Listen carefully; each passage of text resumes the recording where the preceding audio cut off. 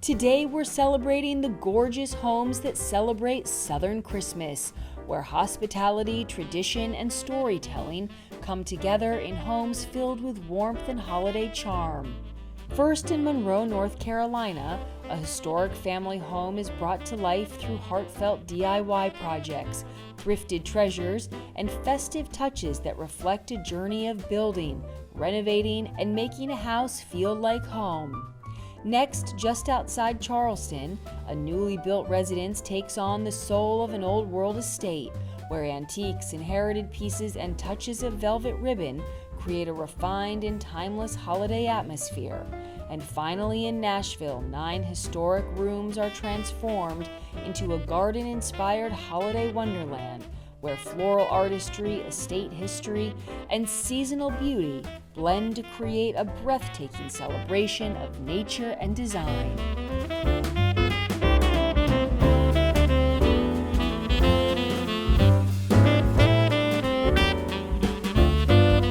You're watching Homeworthy, where we believe every home has a story.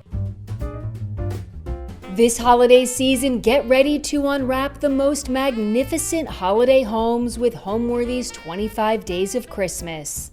For the month of December, we'll take you inside the most heartwarming houses, decked out for the holidays in true festive fashion. From twinkling lights and elegantly trimmed trees to sparkling ornaments and cozy holiday charm, these homes capture the warmth, wonder, and beauty that make this season so special. So join us as Homeworthy celebrates 25 Days of Christmas. The magic starts now. Raise your glass. Cheers! Merry Christmas! Happy holidays! You're watching Homeworthy, where we believe every home has a story. Hi Homeworthy, I'm Courtney. Welcome to my home in Monroe, North Carolina. Let me show you around.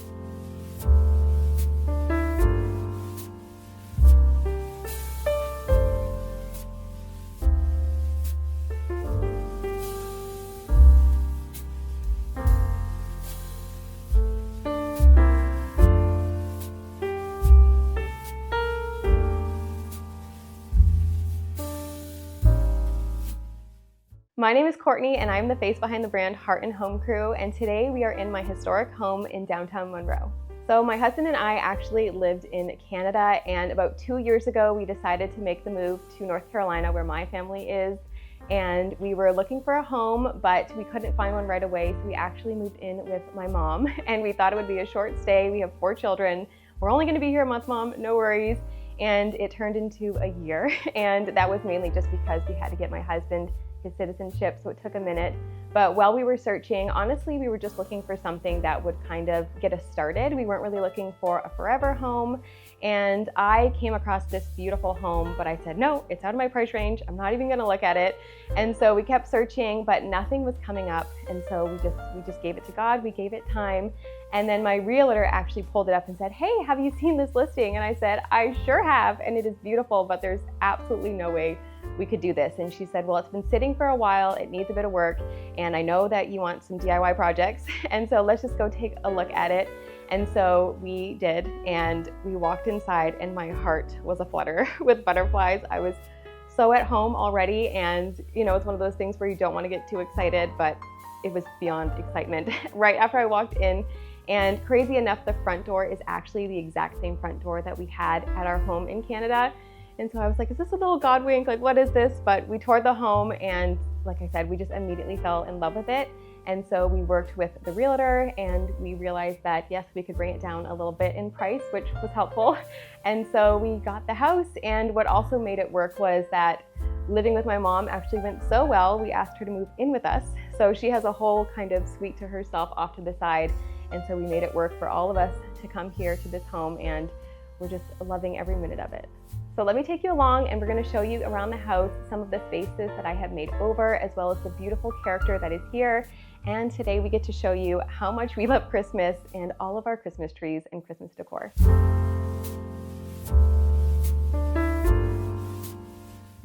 So this is the entryway. It's the first thing you see, obviously, when you walk into the home. And when I first got here, I kept calling it a foyer because it just felt like, you're walking into a hotel or something. It's just so grand and so large that I honestly didn't and kind of still don't know what I'm doing with it. So I was so thankful when Homeworthy said they wanted to do a Christmas tour because I was able to fill it with some beautiful items. The most beautiful item though is the original chandelier when you first walk in. It is absolutely stunning. And many people have asked me for a link. I said, I can't give you one because it was here when we got here and I'm assuming it's original. And just the crystals are real and it's absolutely gorgeous.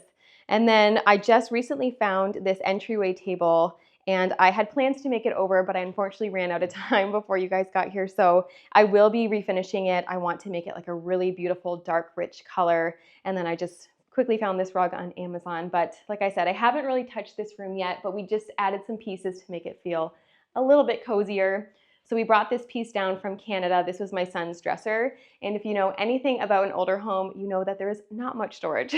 So we have this little under the cupboard Harry Potter type stairs here, but it doesn't lend itself to too much storage. So we fill this with extra hats and mittens and of course, you know, an occasional junk drawer. And then we also have our beautiful Christmas tree. This Christmas tree is 100% thrifted. It is the tree and all of the ornaments, everything on it, and it is my absolute favorite because I just feel like each ornament has its own special memory from someone else's story, and now I get to bring it into my home, which I just think is so beautiful. And we cannot bypass the beautiful stale railing and baluster. It is just stunning, and I almost wish my stairs were larger so that I could see more of this person's handiwork because it's absolutely beautiful. And we will be painting this someday. I'm just not quite sure. I think I really love the white and the invitingness that it has when you first walk in, but some people tell me I should do color, but I'm not quite sure yet. This piece over here, going back, sorry, is thrifted. This was a silver mirror. It was $25, and with a little bit of spray paint and some rub and buff, we made it look a little bit more antique. And then I just layered my Christmas wreath on top because I don't want to see myself while I'm eating Christmas chocolate. So that's just there for that. And then making our way over here, we have this beautiful piece I found at an antique store, and it just has the three girls playing music. I have three sisters, and so I thought that that was just a little nod to them. But I just love bringing in antique pieces and thrifted finds. You'll see that all throughout the tour, that is kind of how I make my house a home.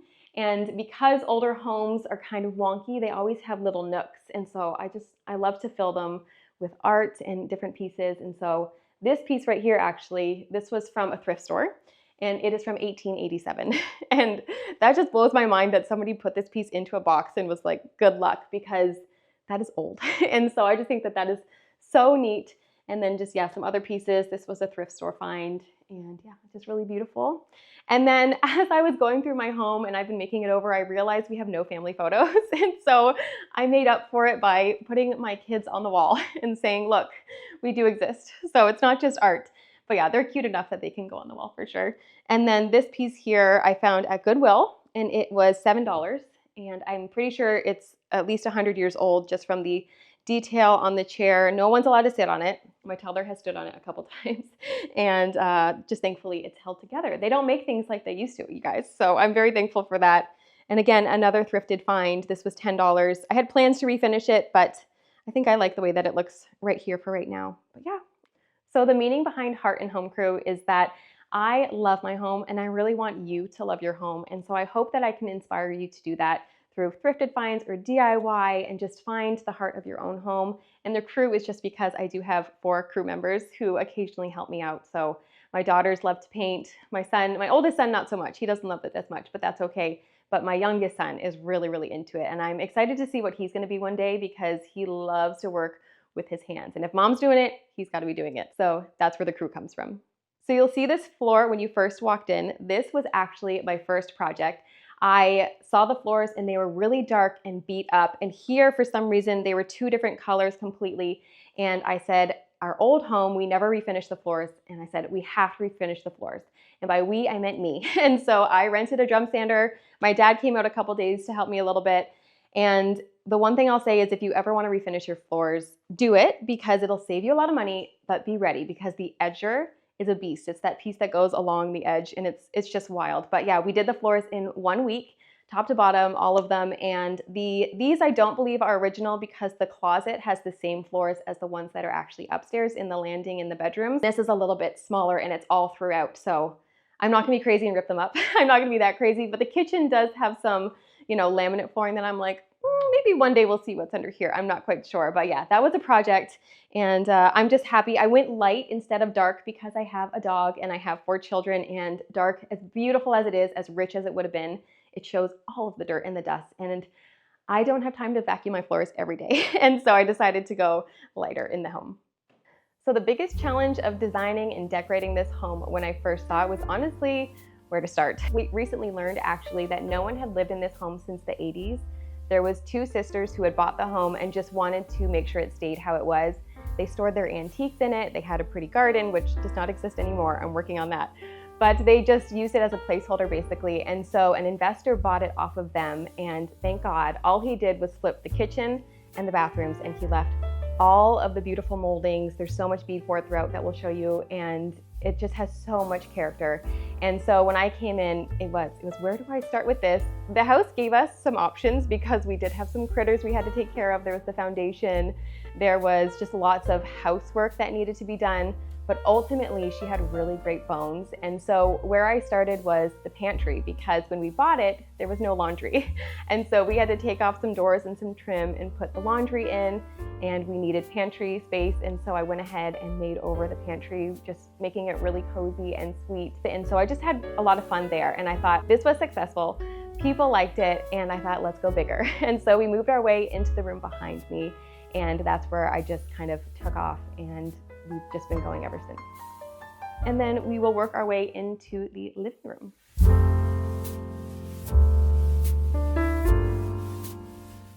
So leading to the entryway, we have these insane pocket double doors. One of them does slide, the other one is off its hinges.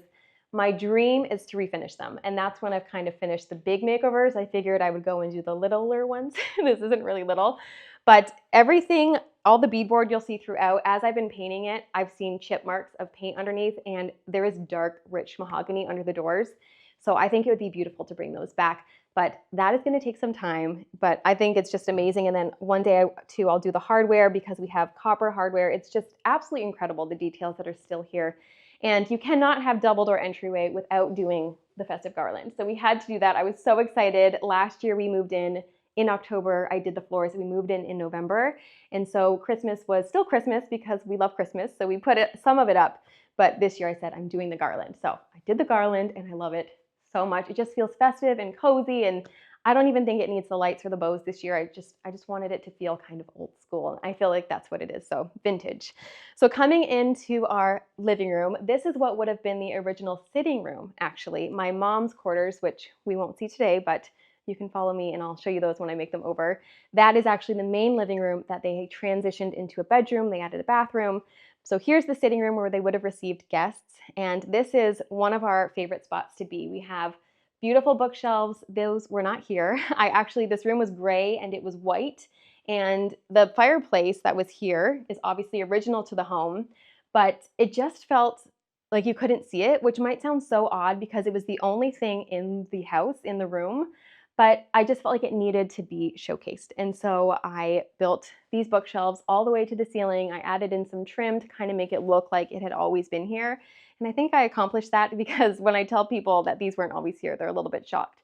And again, they're not perfect, but I learned a lot. And I think that as I'm doing this house too, you'll see like trim and stuff that isn't perfect from 119 years ago. So you don't always have to know exactly what you're doing. But yeah, this color, I always get asked. This is Waterloo by Sherwin-Williams.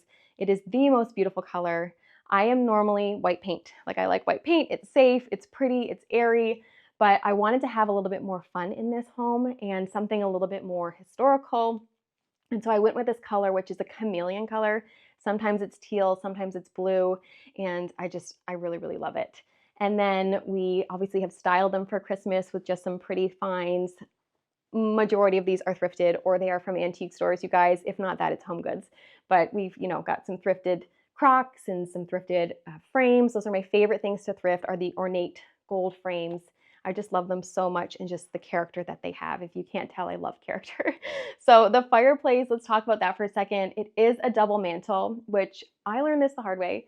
Do not light candles on a double mantle fireplace because you might burn your house down. So anyways, just take that as a note.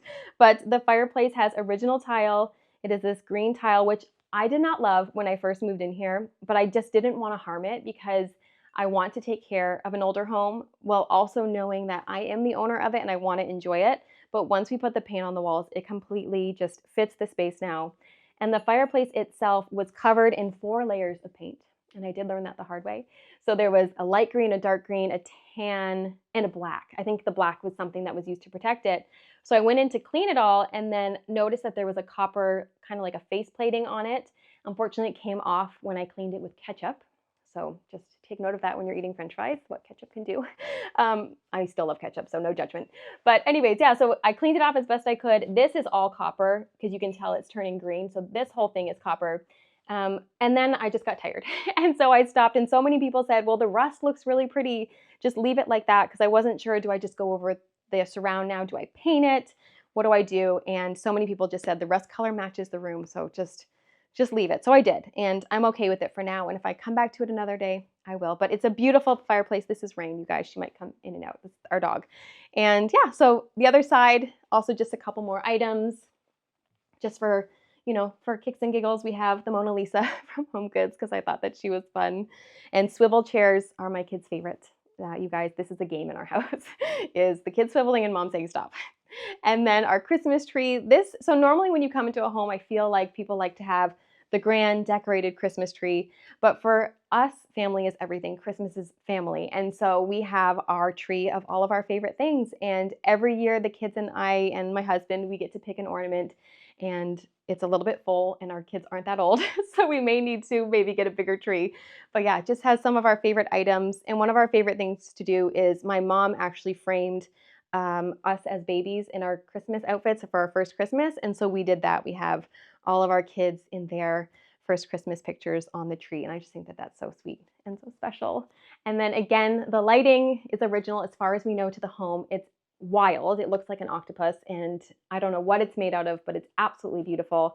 It's also wild because this is not my style even 5 years ago, and I'm just so thankful that I can appreciate it, because I would have been so sad at myself if I had moved in here and not appreciated it and changed it. So I'm just so thankful. And again, the color of that kind of coppery brass color just suits the room so well, and I just love it. And we just have some more art, a couch, and this room actually gets used so much. I made over the landing upstairs. I'll show you in a minute. And that's kind of more of our family hangout. You know, we just relax and play the puzzle.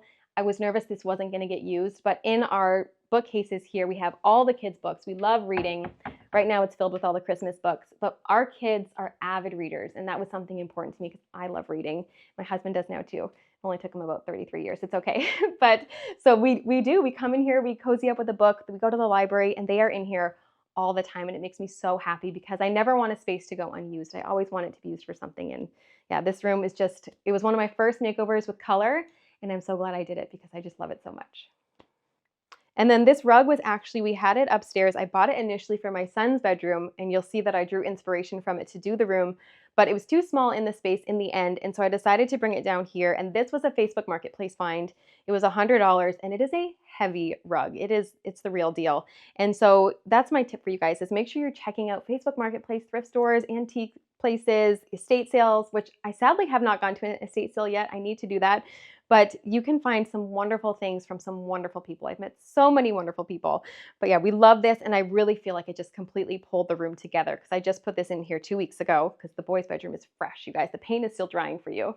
And then over here we have this cabinet. This was my brother-in-law's mother's, who's unfortunately, she's passed away, but we have a little piece of her because she was a wonderful woman. And I just have some of my favorite thrifted finds. Again, majority of my stuff is from thrift stores.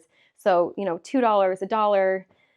But it still just means so much to me, and I love it so much. But also because it's thrifted, I'm a little bit more okay with having it out where my son might be able to get it because, you know, I didn't pay an arm and a leg for it. And then in here we just have our wedding photo. My husband and I, we actually got married. I was, I think, 22 and he was 21, and he's just my best friend, and I love him so much, and he's a cutie.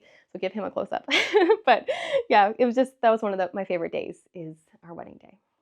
So Heart and Home Crew is my social channel where I love to share my love of DIY, making over spaces, and thrifted finds to completely make your house a home. So Heart and Home Crew actually started about 14 years ago when I was looking how to do my makeup for my wedding. And I started out with a makeup channel, and it was a lot of fun. But behind the scenes, I was always doing my little DIYs. I was making over spaces in my home. And then I stopped because I had children, as we do. And then when we decided to move here from Canada, I realized I really wanted to share again. And so just before we moved, I started up Heart and Home Crew because the meaning behind it for me is that I really want to help you love your home. And I do it with a little bit of help from my crew. I have 4 kids, and if you follow me on any of my socials, you'll have seen some of them, but mainly my toddler, Harvey. He is almost 3 and he loves a hammer and a paintbrush, and so he loves to help me. But yeah, so I want to show people that you can do it. A lot of people say, how did you start? Where did you learn this? My dad, we would always watch HGTV growing up. This Old House, Bob Vila was the OGs, the originals. And I just loved what they were doing. And we had so much fun in my room making over spaces. He would let me paint all the time. He would change out my carpet, and I just had so much fun. And so I want to share that with others.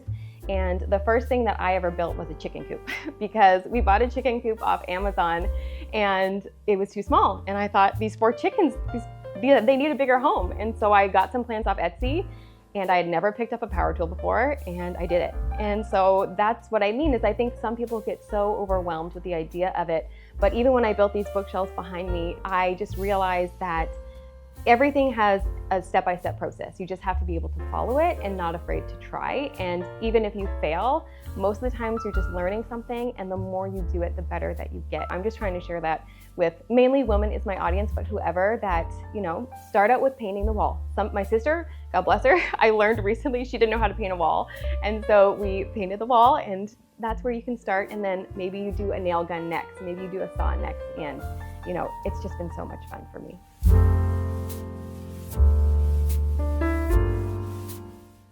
And then we'll head this way to the dining room.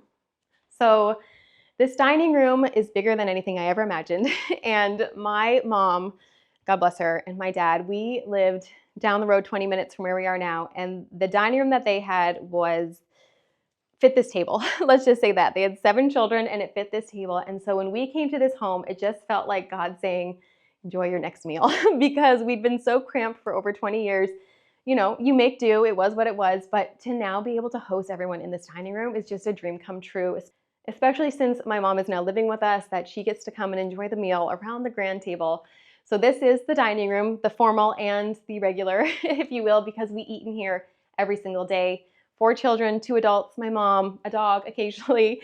And so we gather around here. And again, another original light fixture, as far as I know. I would actually like to find a larger one. I think it's a little bit too small for the space. It's also off center, which is something funny about the home. I feel like none of the light fixtures are where they're supposed to quite be, but that's okay. It's still beautiful. But yeah, I'd like to get one a little bigger and a little lower. And then I would probably just repurpose this either in another bathroom or somewhere, still keep it in the home, of course. And then this is the hutch of my dreams. So this, I love France. I love French things, and it's kind of my inspiration for this room.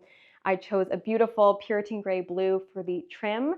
And then for the wallpaper, this is Belle Fleur from Milton & King, and it's just absolutely stunning. Sometimes on my camera, it appears a little bit purple, but here it's in person, it's a little bit more blue and blue. So we'll see how that shows up. But this hutch I found on Facebook Marketplace, and I had been looking forever. I've been looking since we moved into my mom's home. I just wanted to find a really beautiful hutch. And this one popped up, and it said it had been there for weeks. And I'm like, I've been searching every day. I don't know if you've been there for weeks, but they had it listed, I think for $500, originally had it for $1,000. And I was like, I can't do that. So I said, hey, you've had this for a while. We'd be willing to let it go for $3. And they said, yes. So yay. So we met them. Wonderful guy named Bruce, him and his wife. This was her mom's hutch, and her dad had been he sold furniture back in the day. And so this was their family piece. And I said, I promise I will love it and I will treasure it and I will take care of it. And I just think it's absolutely stunning, and just more storage is what we always need. So we have our linens in here. I've got a lamp that I'm going to put in a bathroom later, just all the storage, and then just little trinkets of what I love for life. I like to display things, of course, that I like, but also things I'm going to use. So I love brass candlesticks. You'll see those everywhere. I love them. All thrifted. And then, a cake stand we're going to use for birthdays, a bowl we're going to use for popcorn, and maybe I'll read one of those books. I might not read one of those books. I got those for the color. But yeah, then we just decorate it with a little bit of some garland and some twinkle lights. But I think this is an absolutely stunning piece, and I'm so thankful to own it. And then the table is my mom's. I don't love the finish of it. It is oak. It has a lot of wood grain. It's just not my cup of tea. And so for right now, we have a tablecloth. But the chairs, I thrifted these. I found these on Facebook Marketplace as well. They were selling a table and chairs, but the table was too small for the space. And so I said, okay, well, just give it all to me. I think it was $175. I resold the table for $100. So the chairs were $75. I refinished them to make them darker, as well as changed out the fabric to something just a little bit more French, a little bit of a cocoa color. And then we have it set obviously for Thanksgiving and for Christmas, but for us, it will be extended twice the size because I have a large family. And yeah, just made it look really pretty. And then over here, we have some more thrifted art and some frames. And the one thing about today's world is that we have to have technology. And my husband insisted on a security system. And unfortunately, because an older home and wiring and all that stuff, this is the only place we could put it, smack dab in the middle of my dining room wall. And so I was like, well, what can I do to kind of hide it a little bit? So when I redid the whole room, I called an electrician, tried to get it moved, and we couldn't. So I actually just took an old mirror, took the mirror out, cut the frame down, and now I don't notice it as much, and I'm so happy. And there's a way to change the picture, but I haven't figured it out yet. So when I do, it'll be an antique picture to match. And then these were thrifted as well, Walmart print.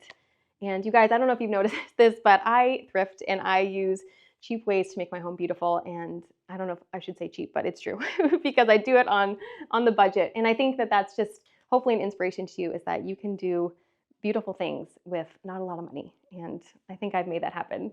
And then the rug is nothing truly special, but we just got this thrifted as well. I found it on Marketplace for I think $50. And it may be a placeholder, and I think that's okay too, is that to buy things and not to be a throwaway society, but if I find something more beautiful later and I have the budget for it, that I can trade it out, and then I can either gift this to someone else or just resell it again for cheap that somebody else can use for their placeholder or for their rug if that's what they want. So now this fireplace, there are several fireplaces in the home. This is obviously how they would have heated it. This fireplace had green tile. Don't get mad at me if you go and find the original photos, but it was not my style at all. And I could have made the room go off of the color. I could have done green, absolutely, but it's just not who I am.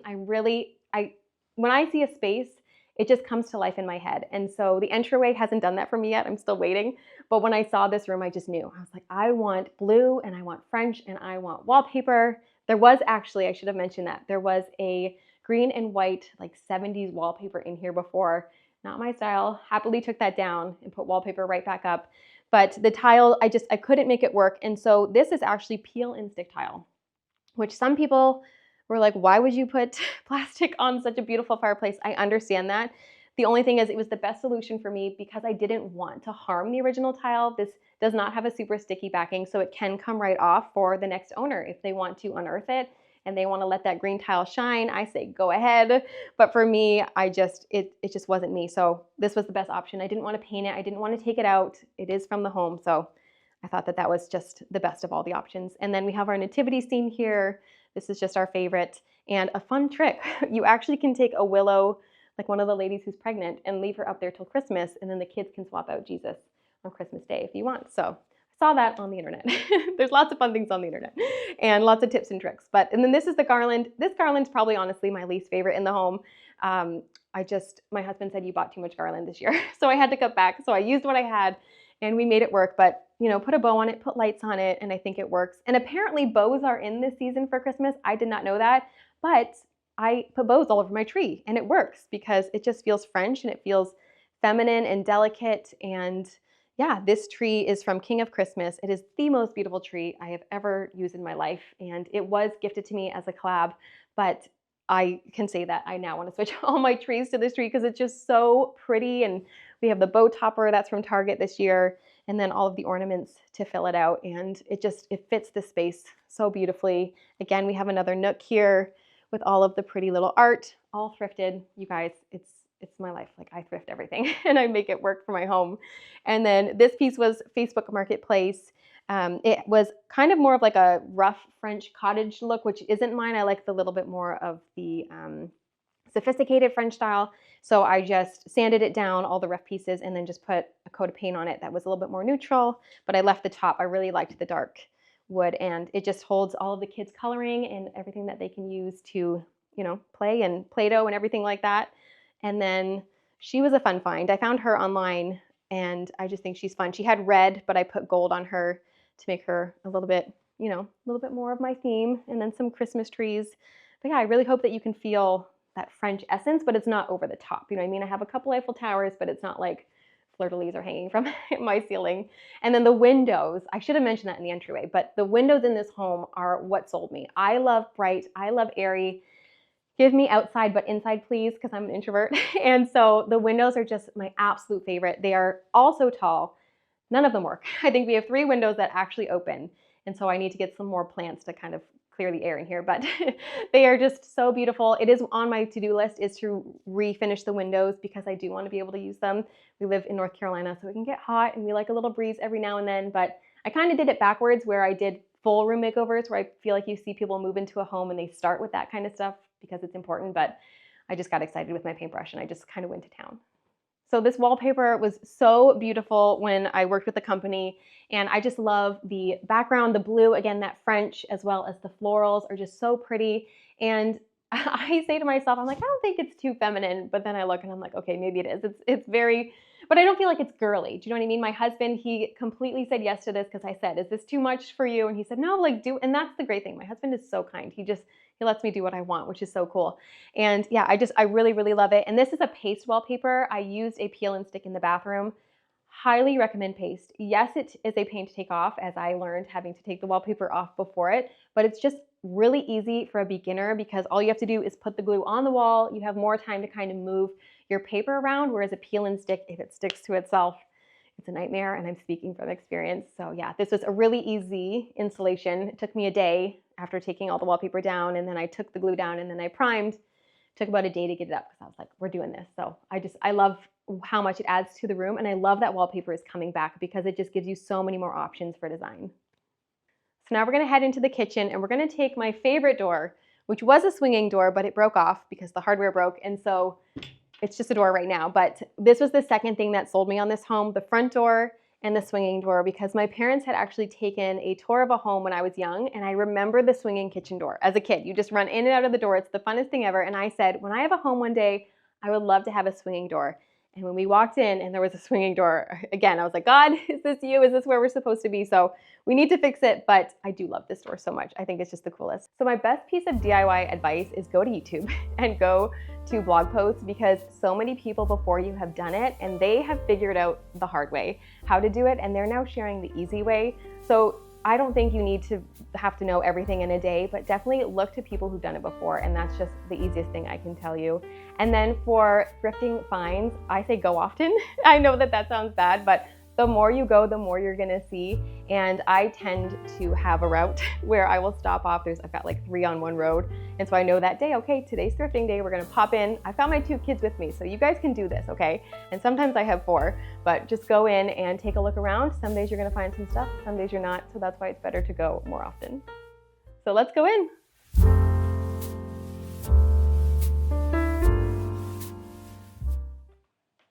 All right, so this is our kitchen. And when we first moved in, there was just cabinets and they were gray. There was no beadboard that I'll show you. There was no open shelving. We added in this cabinet here. And even before we had bought it, apparently a year or 2 prior, they tried to sell this home with no kitchen. They'd ripped everything out and they said, good luck. No kitchen, no laundry. I think those are kind of essential, especially for a mom. And so thankfully they had just kind of stuck some gray cabinets in, but gray was my old home, like I told you guys, and I wanted to have more fun with some more neutral colors. And so we did what's called the 1 room challenge. It's a really fun challenge on Instagram where creators get 8 weeks to make over a space. And so I said, I'm gonna paint those kitchen cabinets. So we painted them, it was me. I painted them in Natural Cream by Benjamin Moore. And I just think it's just a really soft, lovely color. Again, I'm glad that I'm having fun with color outside of the space in the dining room and in the front living room. But for those common areas, I think I just need the white to kind of breathe. The kitchen can be chaos. You know, we've got those kids that love to help. Harvey's my little helper. And it just calms me. The white just calms me. And so I really love it. It's a breath of fresh air. And then it lets me have more fun at Christmas time where I can add in my pops of red. I love gingerbread. I have the classic gingerbread, the brown and the white. And so that's kind of my theme in this kitchen, and we've added that with little houses all throughout up here as well. And what I would really love to do is I want to take these cabinets to the ceiling. Again, older home, not much storage. And so one day I'll take these to the ceiling, but that's a project for another day. But we painted them, we added the beautiful hardware just from Amazon, really pretty, really affordable. And then I added in a beadboard backsplash just because the beadboard is everywhere in this house and I needed it to kind of carry throughout. But the kitchen too, I feel like I made it more of cozy. The house is so elevated that I just wanted an area that just felt, you know, a little bit more down to earth. And I feel like I kind of did that here. You guys can let me know. But the open shelving, I love. We had it at our older home and some people are afraid of it because of dust, and that's fair. But I like to just put pieces that we're going to use every day. And so then that way the stuff that I do need to wash more, like, you know, one little decorative item, then it's not that much. But I chose neutral plates, all thrifted. We do have some for Christmas. We got these from Walmart a couple years ago, but these were for my grandmother, just some pretty holly cups. I love, again, the gingerbread. And then the art my mom had at her house. And so I just wanted to bring a piece of her because she was always in the kitchen at home, always cooking, always making cookies, always making dinner, just always snacks. I'm like, I have 4 kids and I can't keep up. Like, how did you keep up with 7? So this pretty piece of the art with the woman gathering her eggs and just looking outside wondering, is this my life? And I'm just kidding. I love my life. And she loved hers. But anyways, so yeah. So, and I love the white pictures. I just think that those are so pretty. The ironstone. And yeah, I find keeping it neutral so you can have fun at the holidays is the best way to do it. And just making sure you're using stuff that you're using every day. And then, like I said, you don't have to it does need to be dirty. And then the dishwasher was very dark and it just felt like it stood out so much when I had this pretty cream and the white going on.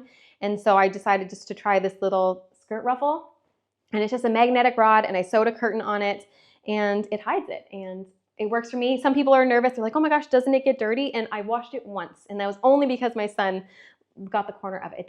It doesn't get dirty, I promise. I don't know how it happens. It's a miracle, but it doesn't. And then, yeah, just over here, I love this is for when we have family over and we can do like a buffet style dinner.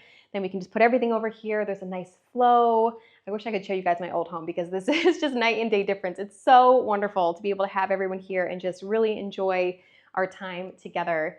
And then there used to be shutters on the windows. I did take those down. There was actually shutters in the dining room too. And some people were upset with me, but honestly, they were really old and they had so much paint on them that they were really hard to clean. And I need that light and airy feeling. And so I just did some simple little cafe curtains, just got some cotton fabric from Joann's. And then the rods are from Amazon, just custom cut them down and put them up there. And it just feels like a breath of fresh air. I just love it. And then wherever I can put the garland, wherever I can put the gold frames, I will. Added a cute little peg hook here, again, to give it kind of that more cottagey, cozy feel. And I really love it. And then obviously the gingerbread men, they're my absolute favorite. And then this flooring was here when we got here, but this is what I was talking about when I said, I know that there's original flooring under here because we have a little closet over there. I can't show you, it's my work closet. It doesn't look anything like what you're looking at right now. And I can see some of the original floor poking through. So I thought about maybe ripping it up. Don't tell my husband, but that's maybe next year. And then this piece I found at a restore. So that's like a Habitat for Humanity. And I've seen people put like really beautiful like French old tables, and that would be so cool. But I did need, again, some more storage. I'm making it sound like I have a lot of stuff and I'm a hoarder, but you fill up a kitchen, you know what I mean? And so we just have some more utensils in here, some Dutch ovens, some more pots and pans, and it actually opens up. It would have been used as like a bar probably in a dining room at some point.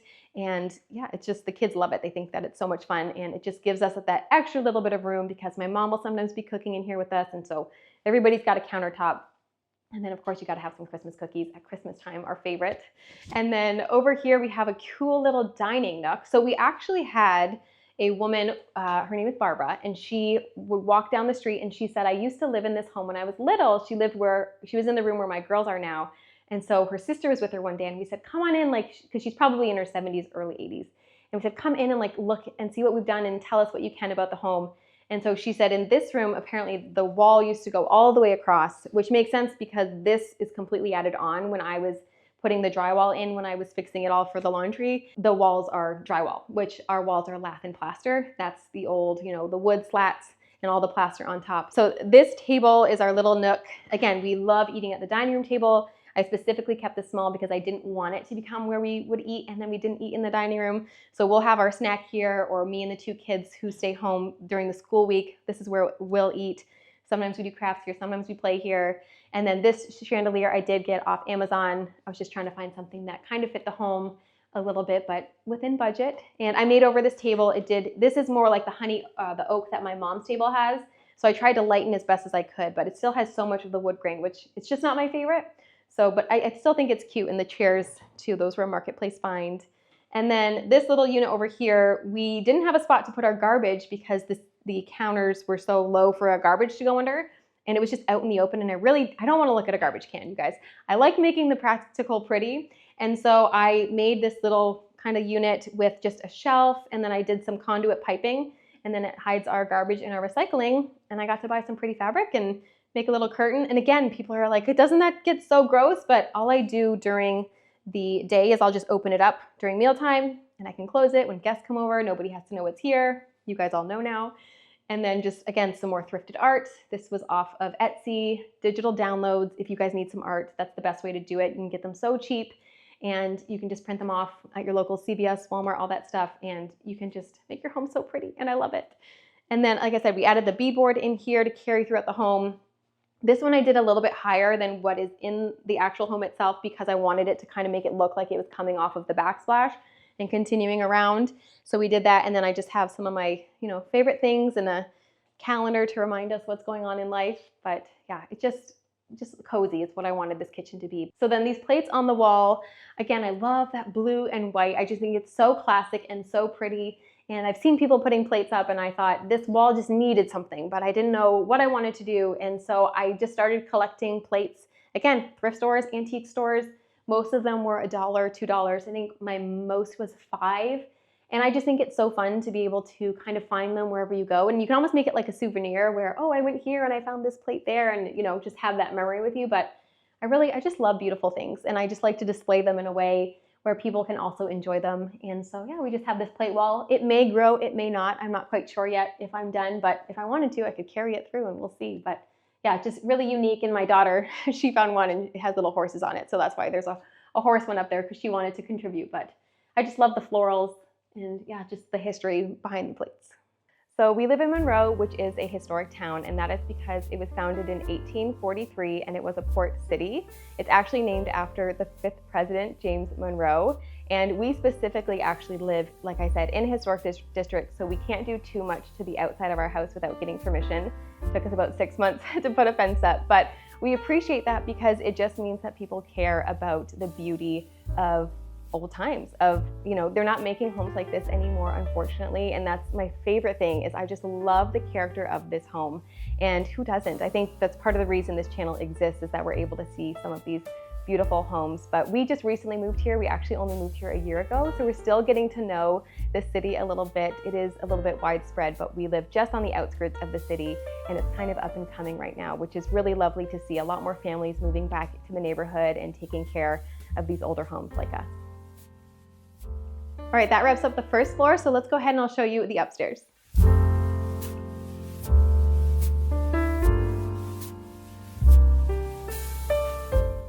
All right, and then as we work our way upstairs, I do just want to introduce you to Rain.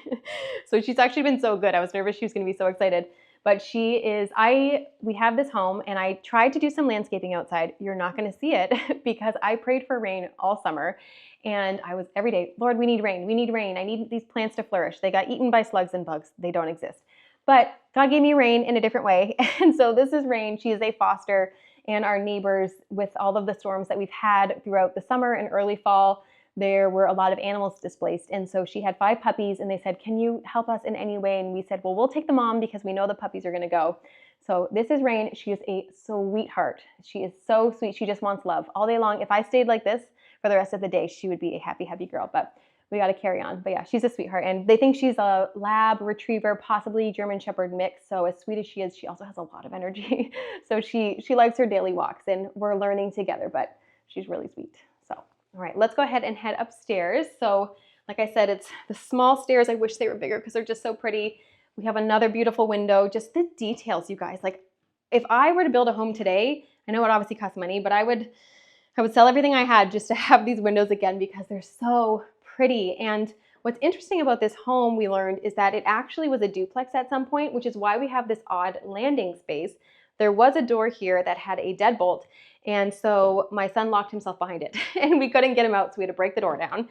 And so we took the door down, and because I have this overhead and it breaks, I thought, well, let me just use it. So all of my frames, again, baskets and frames, they're me. I went ahead and made a little gallery wall, and it's just fun to just, go by and see. We have beautiful mirror, and we have the beautiful art, and just different pieces that mean different things to me. If you know and you are local to the Niagara region in Canada, this is from Trisha Romance. And so she is a really well-known artist in the Niagara region, and she has really cute pieces, and it just reminds me of home. And then my sister is an artist, so she drew a couple pieces. We have a couple of my favorite photographs, and I don't know, I love passing it every day, and it just makes me smile. And then above me, you'll see here, we made use of the landing, especially at Christmas.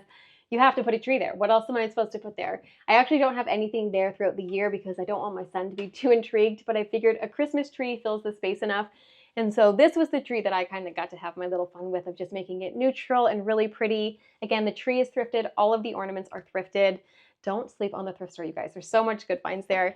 And then I put some presents there. This caused quite a stir though, because I posted this on Halloween saying, today we're putting up our Christmas tree. And so many people were so upset with me, and they said, what are you doing? And also, what about Thanksgiving? But you guys, Thanksgiving tastes just as good with a Christmas tree while you're eating turkey. It probably tastes better, honestly. It's more cozy.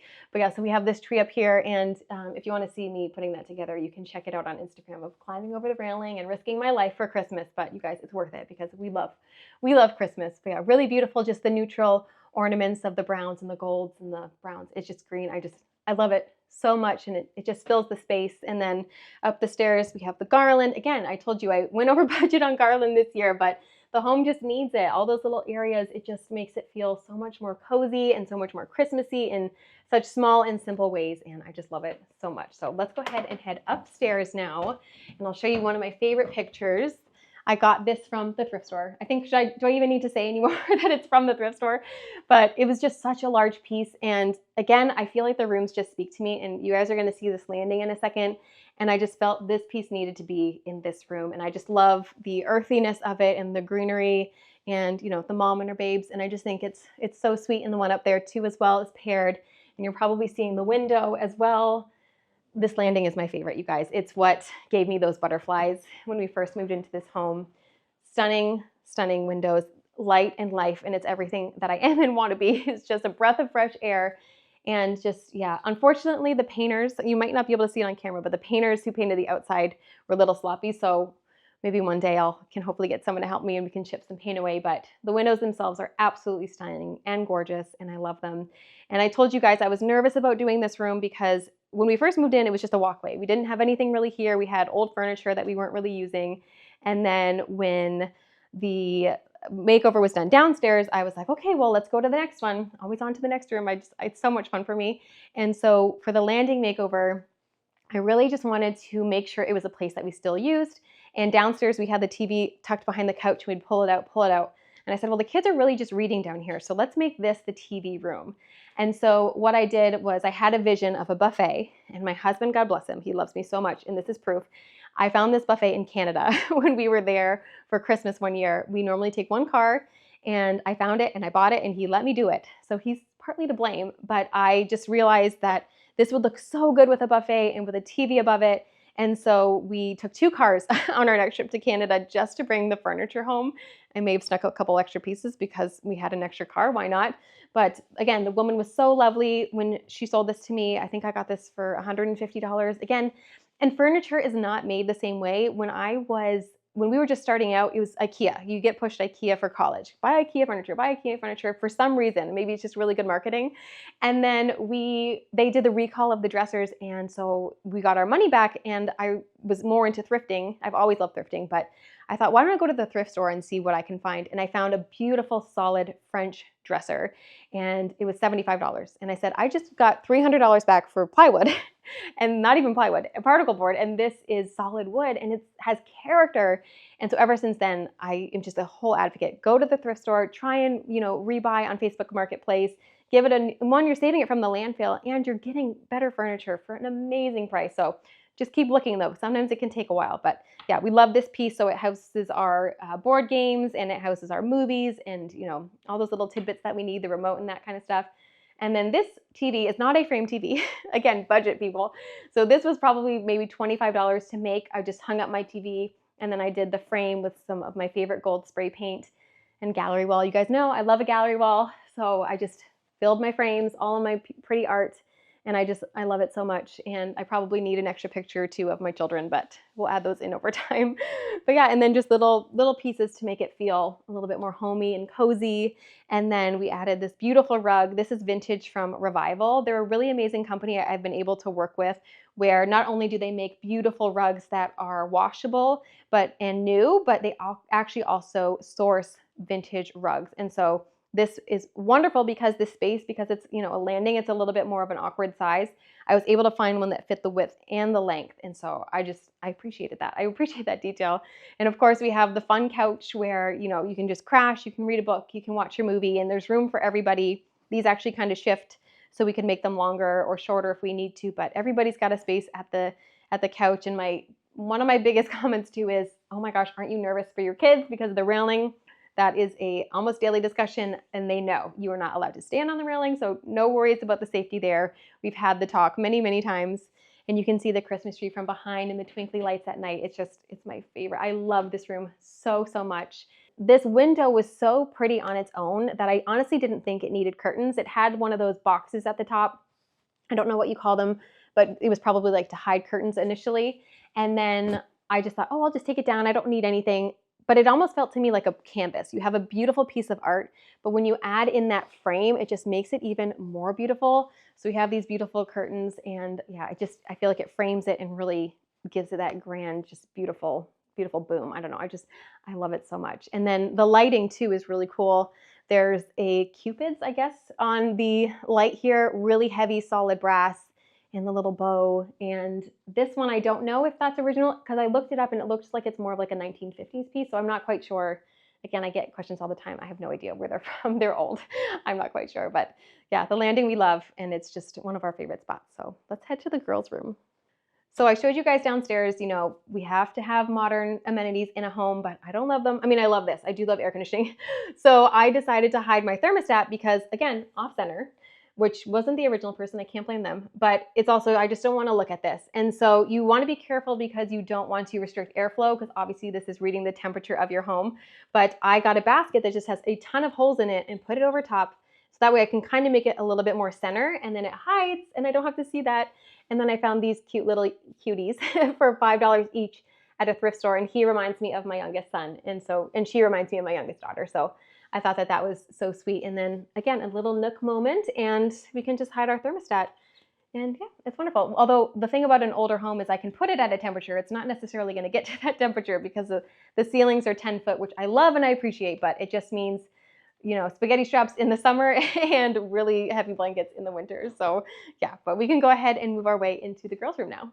So Christmas to me just means family. Honestly, you're gonna see this home, or maybe you've seen it already, and it is just filled with Christmas, filled with decorations. And to me, it's just the memories that you make. It's the memories you make around the Christmas tree, sipping your hot cocoa, watching your favorite Christmas movies, opening those presents on Christmas morning, the meal that extended family comes. It's just the coziest season, and that's why my husband and I, we celebrate it for such a long time. We celebrate all November, all December, because we just want to make the most of it, and we just really want to ingrain these memories in our kids, and so that way when they grow up, they'll want to come home, and it's just such a beautiful time of year.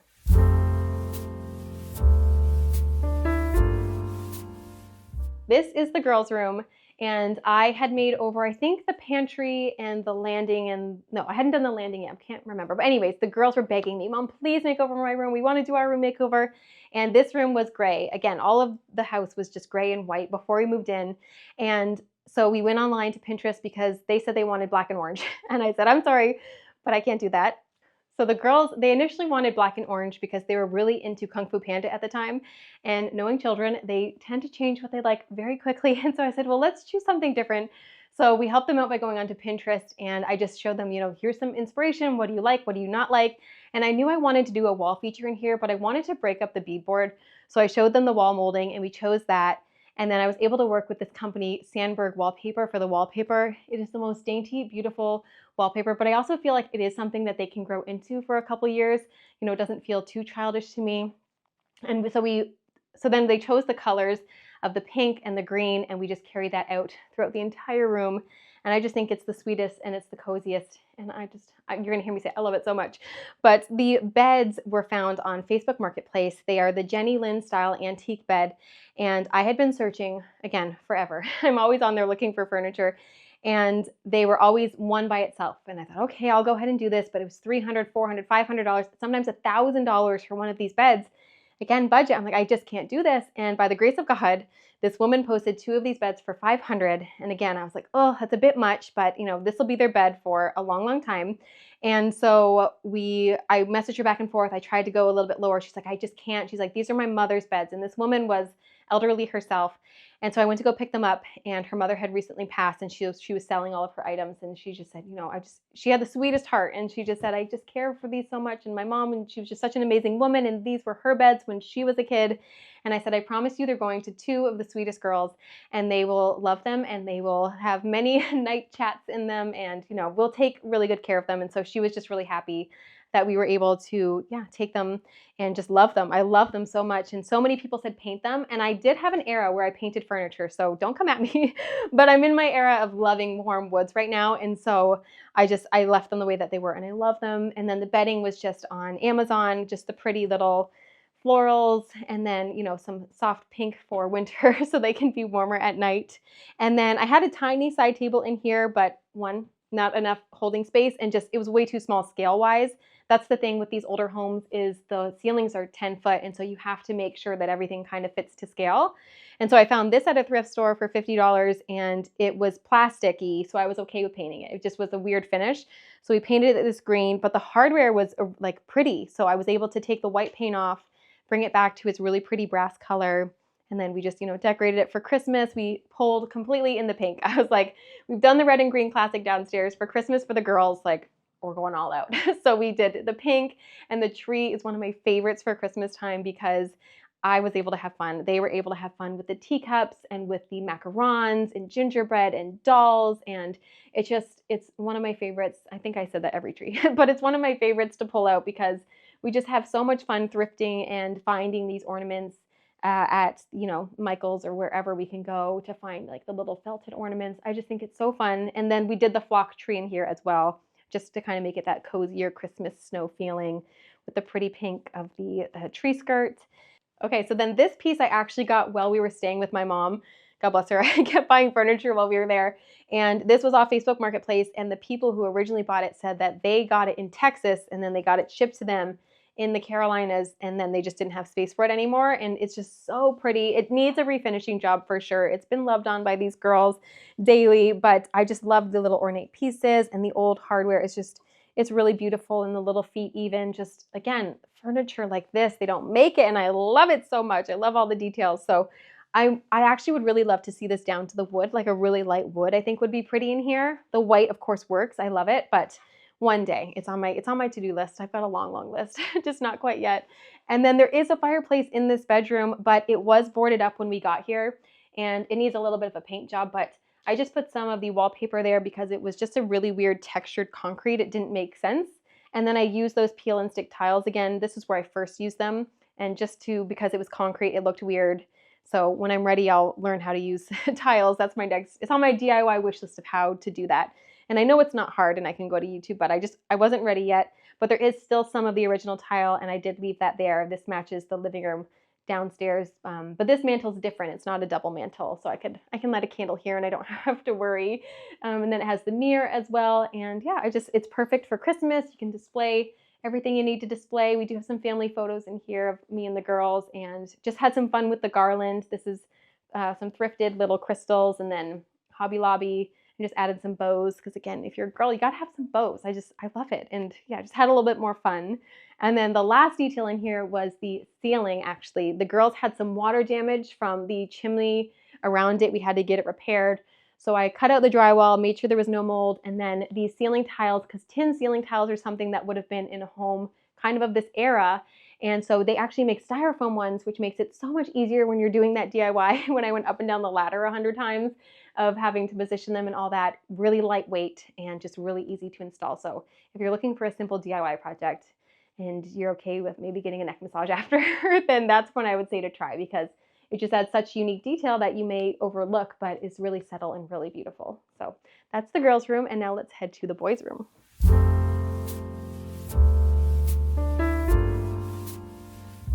So as we make our way there, this piece is actually kind of what got me started on Facebook. So this is an old chifforobe, I have since learned, and it has the most beautiful character. It was falling apart when I found it. It smelled like cigarette smoke. It was really gross. Cigarette smoke and perfume, like someone had tried to cover it up, and all of the old stain was falling off. And so I completely sanded it down. It took half of my life away, but it was well worth it. And then I did this really beautiful stain combination of a whitewash, and then I did antique oak over top of it from General Finishes. And I just really love the way that it turned out. And so many people did as well. A lot of people, this is where I learned about the restoration world, though, on the internet. I hadn't quite found them before. A lot of people said, why would you do that to that piece? Like, you know, and literally the stain was falling off because this is 100 years old. And so, yeah, for me, I just think, well, I'm giving it new life. So I think that counts for something, but it's just a really beautiful piece. And again, I had this at my mom's house that I had it. And when we came to view this house, I was like, I know the spot for it. It's going right here. And it hosts all of our extra linens and, you know, toothbrushes and all that kind of thing, bath towels, because there's nothing in the bathroom, which I'm going to get to one day, but I haven't quite touched it yet. But I really love this piece. And then again, just another little thrifted find, little table, any moment for a Christmas tree, you guys. We're going to have a quiz at the end. How many Christmas trees did you spot? And yeah, and just another painting from the thrift store. And I love it so much. So the boys' bedroom, this one is so exciting because I just finished it.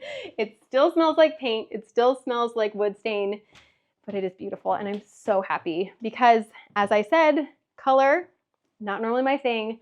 But when I asked my son, my oldest son, Emmett, he's 9, I said, what do you want to do for your bedroom? And he said, red. And I said, okay, because I love you. So we went with this red. This is Royal Garnet this is Valspar. And I bought what I thought was a high quality paint, but after doing the first coat and it was hot pink, I realized you need to do the most expensive paint you can buy, and you also need to do a dark gray undercoat. And I learned that after doing 5 coats on the wall and after doing 5 coats on the molding, because this room was, again, a blank slate. There was nothing on it. There was no moldings, but I kind of wanted to emulate the downstairs living room where it felt, and when you design a home, you got to have areas that kind of make sense, and I feel like they need to mirror each other a little bit just to kind of give you that cohesion. And especially because you wanted a dark color, I thought, okay, well, let's go ahead and take the molding that we used downstairs in the living room, because I did add that to the walls. I don't think I pointed that out, but I added the molding to the living room, and so I wanted to add it up back here again. I went a little bit more detail on the chair rail right here, just very, very subtle, nothing major, but I'm so happy with how it turned out because it almost killed me. I was like, do I need to repaint this room? Which I will never be repainting this room, you guys. If we're moving and the realtor tells me, oh, you know, real estate value, no, they're getting a red room.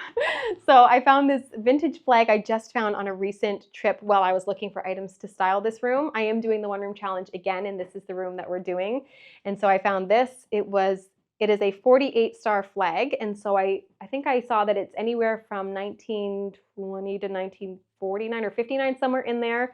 And it was really, really dirty. So I washed it 3 times and I got it as clean as I could, but I still want that vintage feel. So we left a little bit of the dirt on it and tell some of its story. And then the world's tiniest closet exists right here. It's very small. I don't know the contents of it, so we're not going to open it, but it basically goes to right here, and that's it. And we got to, you know, put everything we can in it. So then I found this beautiful piece from Goodwill. This was a Goodwill find, if you can believe it, the color that it is. A lot of my furniture that I find, unfortunately for my vision, I'm like, oh, I need to refinish that. And that is another thing on the to-do list. And so when I found this and I didn't have to touch it, I was so happy. It's like, we're just going to put it here. We're just going to enjoy it and let it be the way it is. And yeah, I love the character of this. It's just, how can you not like character, you guys? It's so pretty. And then again, another thrifted piece of art, some Christmas trees. The boys' Christmas tree, we lend itself more to the red and the browns. And Nutcracker obviously is a little bit of a theme that we have carried throughout here. And, you know, the girls get to decorate their tree. The boys get to decorate their tree, and we have a good time. And I love the twinkly lights at night, especially. I just think that that is the most amazing, just cozy feeling. And then the boys' beds, what a really actually cool story about these. I found one of them, my son just needed a bed for this room because he had been sleeping on the floor in my mom's house. And so we realized that he needed a bed when we came here. And so I found this for $25 on Facebook Marketplace, but it was the honey maple color that you would see in like the 90s, 2000s. And I said, oh, that's fine. We're just going to use it as a placeholder. But then when we went to the local restore, I found the exact same one, same color, $75. So for $100 for 2 beds, I was like, okay, we're keeping them. So I went ahead and bought them. I just thought that that was so cool. And then I refinished them, sanded them down, and you can use a gel stain. It kind of acts like a paint. So it's really neat because you don't have to go as hardcore with your sanding. And so I put that on, gave it the darker finish, sealed them up really good because they're boys. And now we have these beautiful beds with, their nutcracker details and just super cozy, extra blankets to keep them warm. And then I just finished these shelves 2 days ago. I had put these shelves up with the corbels, kind of again emulating the pantry and the kitchen with the same open shelving. And my son saw them and he said, Mom, where am I going to put all my new Lego for Christmas? So I guess we're going to have to move some of the books. But yeah, he can showcase some of his favorite books and some of his favorite little Lego pieces and just, make it feel more like home for him. I want the rooms to feel like an extension of the house, but obviously they're kids and it needs to still be a space where they feel at home in here. And so I was with him along the whole journey and the girls of, do you like this? Do you like that? With a little bit of a guidance, of course. And so, yeah, so then we found this piece at an antique store. And that's actually what kind of lent the room to where we're taking it, is because we already had the red color, but that's the only vision I had. And then when I saw this, I was like, oh, let's kind of go for that like Ralph Lauren Americana feel. And I feel like we kind of did it, a little bit, but there's still some things I need to add. We are in the middle of this makeover, but we added some beautiful curtains, the pleating. It's so funny because if you say pleating, you just think like, I don't know, like an older style, but it's coming back around and I just find it so sophisticated and I love it. I love it so much. And then for my son's birthday, because kids, you get toys over the years and at one point you're just like, it's enough toys. And so for his birthday one year, we took him out for his favorite restaurant. We did get him a Lego, don't worry. But I thought, let's get him a writing desk because he really likes to write and he loves stories and coming up with things. He's such a smart kid. And so we found this at a local store and I just think it's so pretty right under the window. And yeah, he has like his little things in here and just another thrifted chair. I just love the history and I love the character that these pieces have of, who sat at this writing desk and whose was this before and what did they do with it? I think that's so neat. And even the beds, the one guy who gave us the bed that we knew his story. He said, this was my childhood bed. Like, it's just so cool. It's so cool. So I love it. And again, we just kind of mimicked what was on the other wall over here. And then I haven't done anything to this wall yet because I don't know if it's too busy. I was going to do a gallery wall, but I wasn't sure if it was too much. So I was letting it breathe for a second, kind of figuring it out. They could probably use more shelves. I really wanted to do bookshelves in here, but the way the beds worked, I wasn't able to make that happen. And I am thinking a little bit about the next person. I'm like, I don't really want to build something because this could have been a master. What happened was when we viewed this home, we saw the bedrooms and this had a blue rug and the girls had a pink rug. And I thought, okay, good, girls room, boys room, like done. And then we took the other room and I realized I'm like, wait, this is a really big room. This could have been a master bedroom, but it worked out. I love the 2 beds beside the windows. Again, 3 windows in this room. I love them. They're so beautiful, so much light in this room. He gets the morning and the afternoon sun and it's just a beautiful thing. And then the only thing I haven't touched in this room yet is the ceiling. So I actually am going to be working with a company called American Tin Ceilings, and I have beautiful tin ceilings. They're going to be like a antique brass copper color and just really pretty. I'm going to be putting those up hopefully this week, and that'll just complete the space. And I think it's going to be so cool and kind of, again, just lending to that like Americana, like really like rich. I wanted it to be masculine, but not where, it's not like a gentleman's club. It's still obviously a boys' room.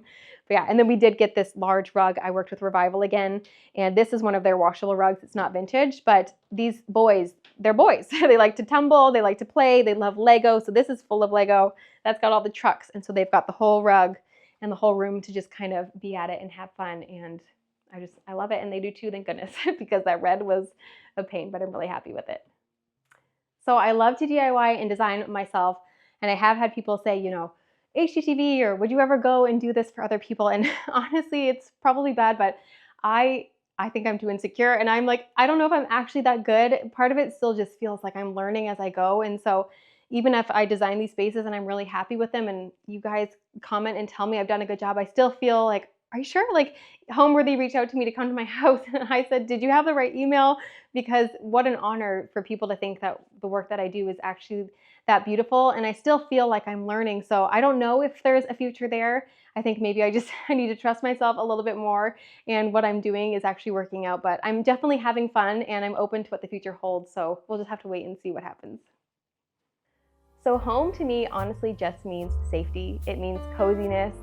For me, it is also just memories. When I think of my home, I think of those good times. I am one of 7 and it could be chaotic at times, I'm sure, but what I really mainly remember is just all of us running in the front door. You throw your shoes off, you throw your bag off, and you just feel so at home. And it's, mom in the kitchen making a snack, maybe dad's on the TV. Not my husband. My husband doesn't watch TV.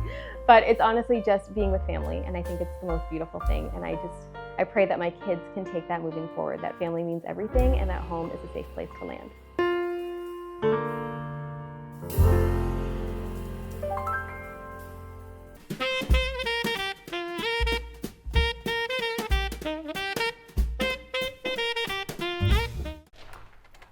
Hi Homeworthy, I'm Mary. Welcome to my home in Charleston. I can't wait to show you around. Come on in.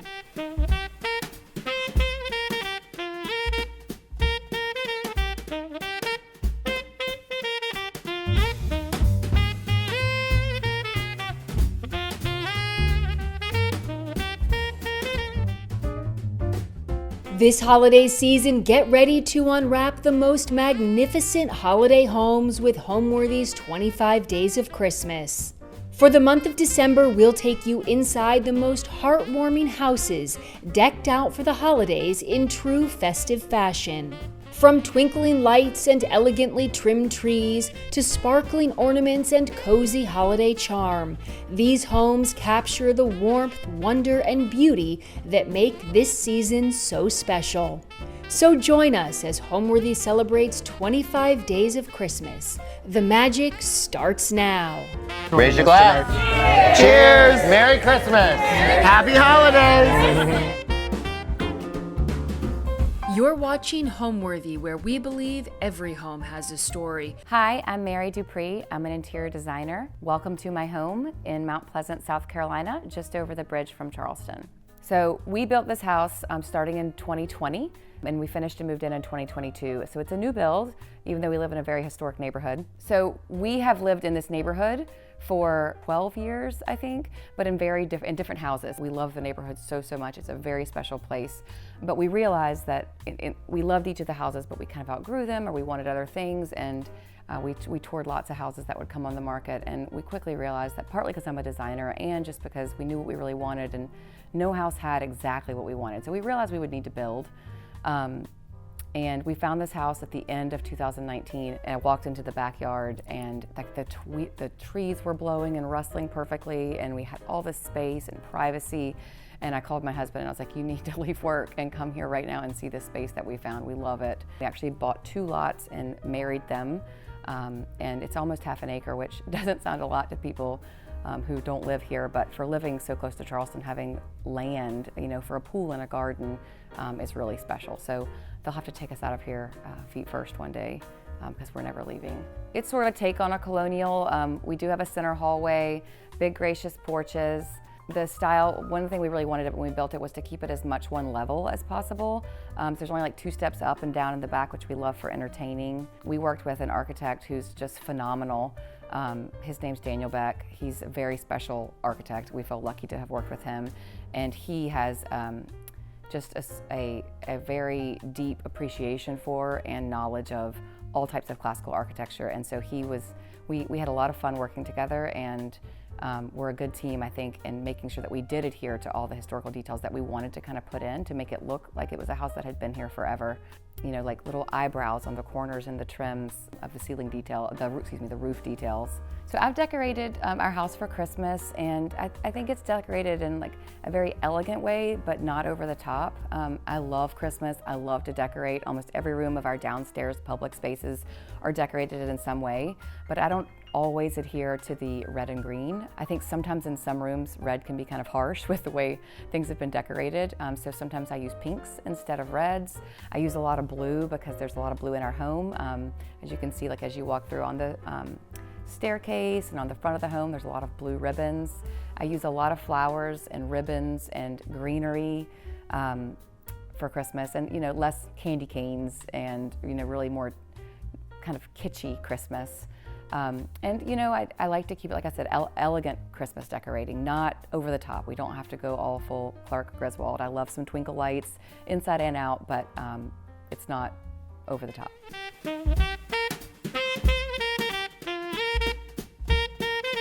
Welcome to my foyer. One of the things when we were designing this house that was on my list of things I cared about was that I wanted to have sort of a grand foyer, as grand as you can get in our neighborhood of a foyer. And I showed several images to our architect. A lot of them were probably in these grand homes in Atlanta and stuff. And he was like, Mary, you're gonna have to check yourself. Spatial constraints. I highly doubt that we're gonna have these grand foyers with these giant staircases coming down. But this, I think, is a really good happy point for us because while it's not those double grand staircases, I feel like for the space that we have, we did a really awesome job at raising the ceilings in here. I think they're 12 feet just in the foyer. And then we have this sort of this second story part of our foyer here. It just makes the entry feel open and airy and spacious, and I wanted that. I didn't want to walk in and it feel like you had low ceilings. But one of the cool things that I love, one of my favorite features of the whole house really is this bookshelf right when you walk in. My husband or I have read every book on there. We love to read, we love books, and I just love that feeling of you walk through the bookshelf kind of to get to the rest of the room. I think that's a special detail. We really wanted to keep a piano in our home because they're learning and he plays. And in our old houses, we actually had the piano in a parlor or a sitting room, but it takes up the whole room. And if we were going to put the piano in our parlor, which I'll show you in a moment, but it would have taken up the whole room. We'd have the piano and one chair, and we didn't want to do that. So what we did instead that I really love is, so here in our house, we were actually able to fit putting the piano underneath the stairwell, which freed up the parlor for a full sitting area.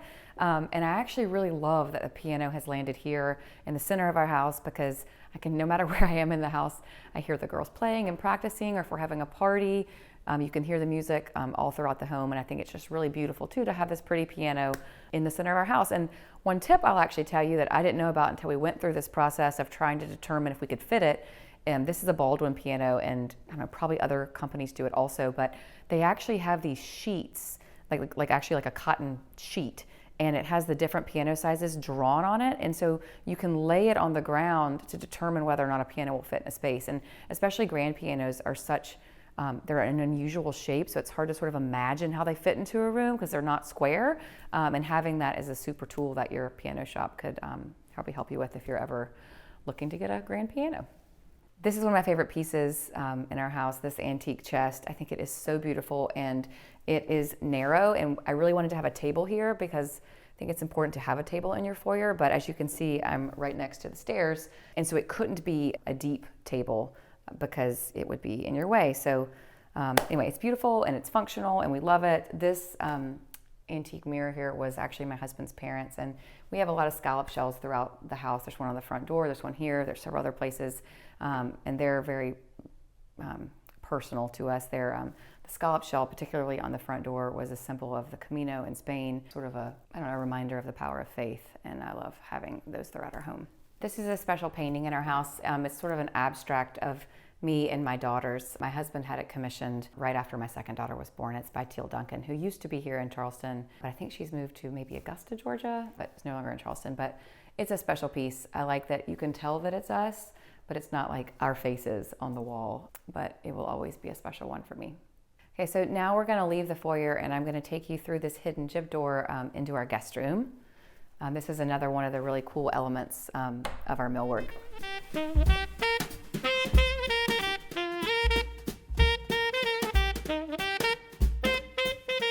So here we are in the guest room downstairs. This is sort of a mini master.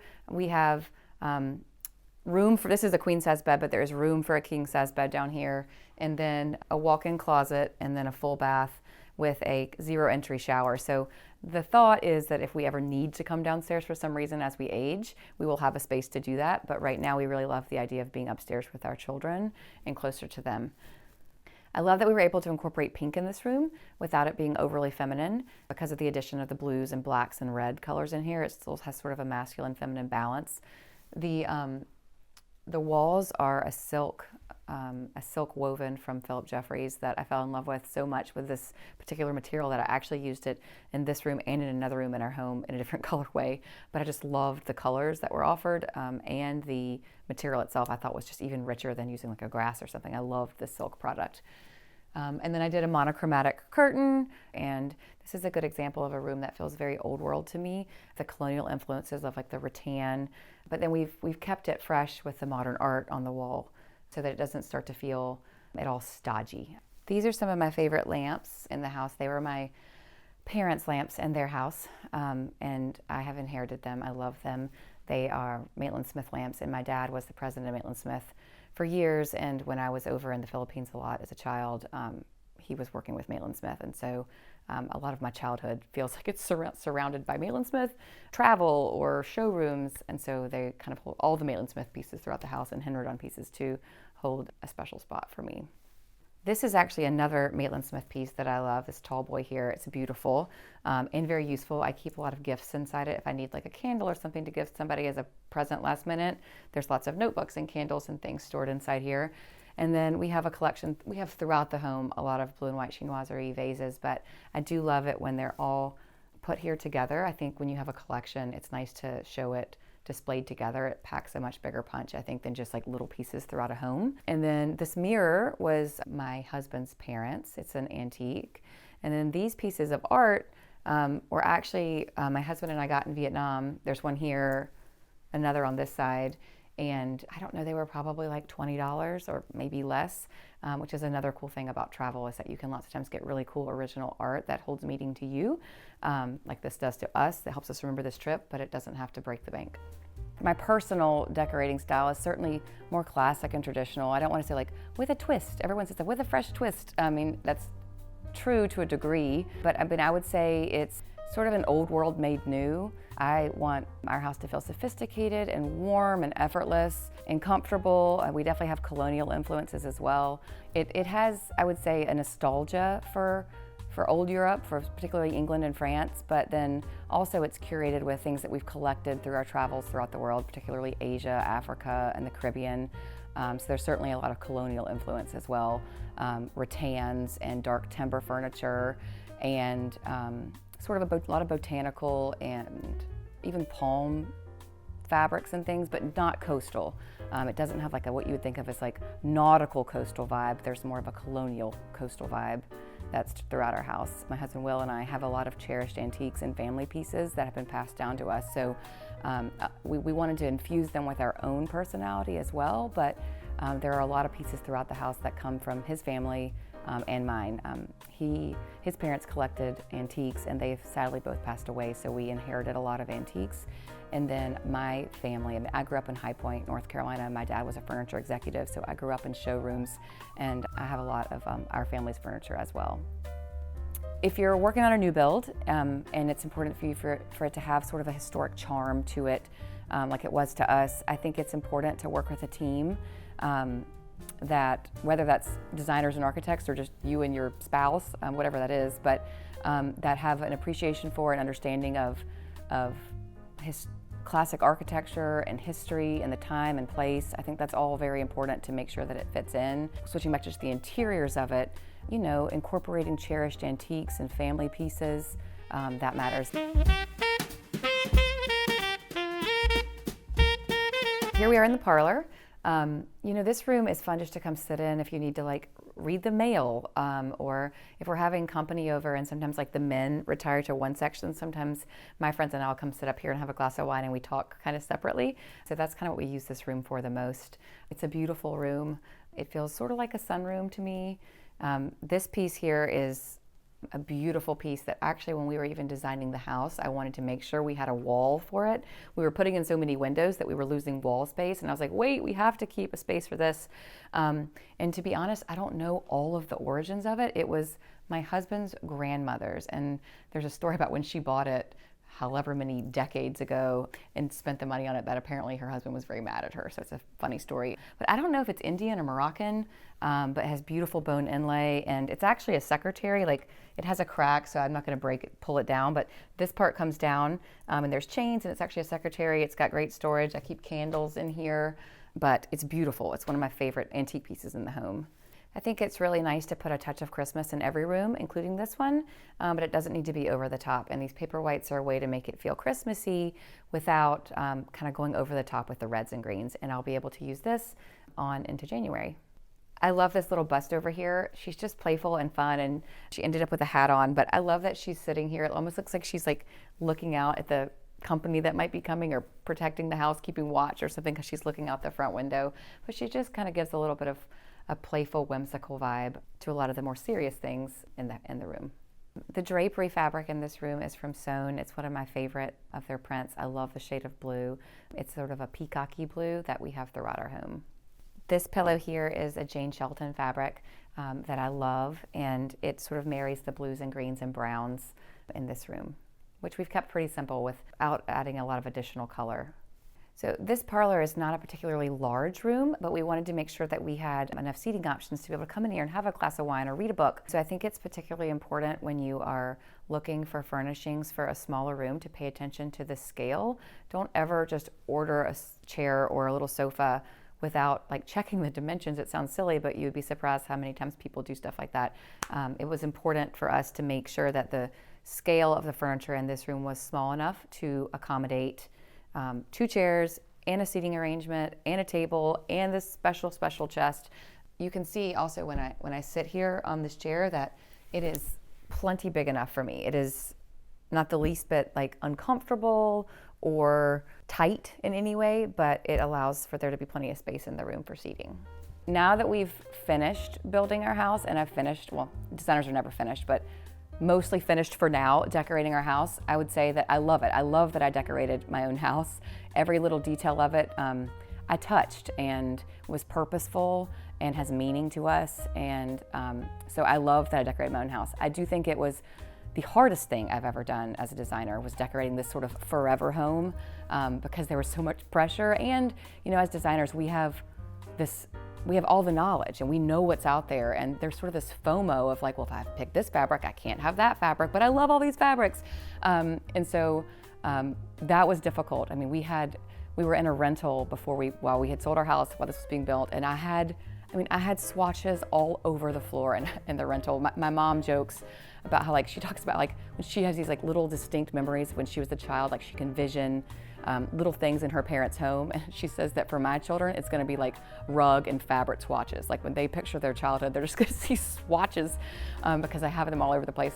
So anyway, it was definitely a challenge to decorate my own home, but it was so meaningful to have done it. And you know, there's no formula to me for design. I think it's all very individual, and I think that our homes are sort of representations of ourselves, extensions of ourselves. And so for each person's home that I do, they're all so different that, I don't know, in a way, they're all equally hard because they're all different. I don't have like a formulaic, I will buy these sofas and I will buy these rugs and we will use these fabrics and it has to be blue and green.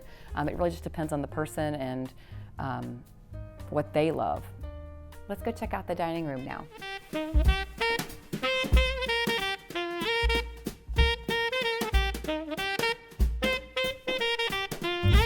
Here we are in the dining room. One of my favorite features of our dining room is these built-in china storage cabinets, which you can see give me plenty of space for all of our extra china. And I also keep tablecloths in them, some of the candles, things like that. And there's 3 of those, and then this space actually doesn't have one, but we hung the art here to make it sort of look like they were all the same. It's a really cool design feature that, like, from this corridor here, the first half of it is the bookshelves from this side, and then the second half is the depth from these china storage cabinets. There are 8 engravings here that we had framed. These are from a 16th century Dutch missionary to Ceylon, which is now Sri Lanka. And these are special to me because they depict the very first churches in Ceylon. And I actually went to Sri Lanka in college to help rebuild houses after the tsunami. So these are really special to me because they're sort of a reflection of our faith with all these churches, but then also of a part of the world that's really special to me. Some of my favorites are, this herond is my wedding china, and we do still love to use our china here in the South. Another of my favorites actually is on the table right now. It's Wedgwood, and it depicts scenes from Dartmouth, where my husband went to college, and I love that the green is great at Christmas and at Thanksgiving and at Easter, and we use these a lot, and they're sort of unusual. No one else has Dartmouth Wedgwood, so they're a really fun one also. So I've set the table here for a holiday dinner that we're going to have. And this is a room where I actually did use some red, but I also mixed in pink, and it's kind of a softer red, so it's not that like really, really candy cane red in your face. So I like to use greenery a lot around the holidays to decorate the table. It's just an easy, fun, beautiful way to do it, and sort of unexpected.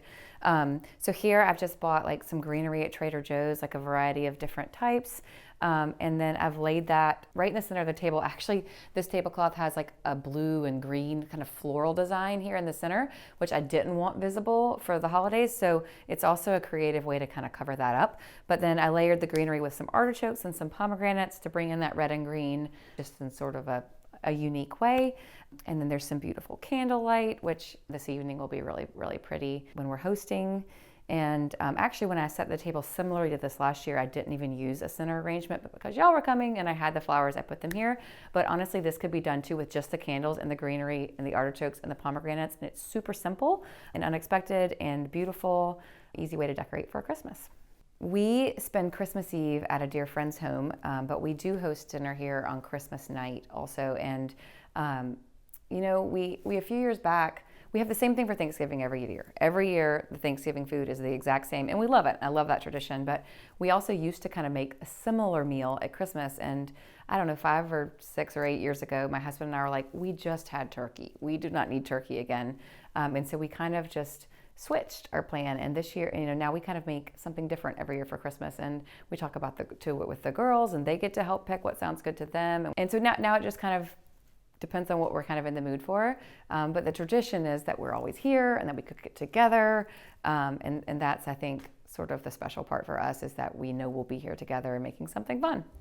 The thing I love the most about the holidays as a Christian is that it's the time that we focus on Jesus' birth. And that's such a, I don't know, special, uplifting time.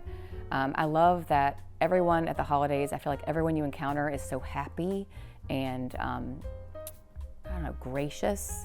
I feel like there's a sense of hope and peace that you don't feel in other times throughout the year necessarily. I know it's a hectic time, but it's somehow a warm hectic and a happy hectic time.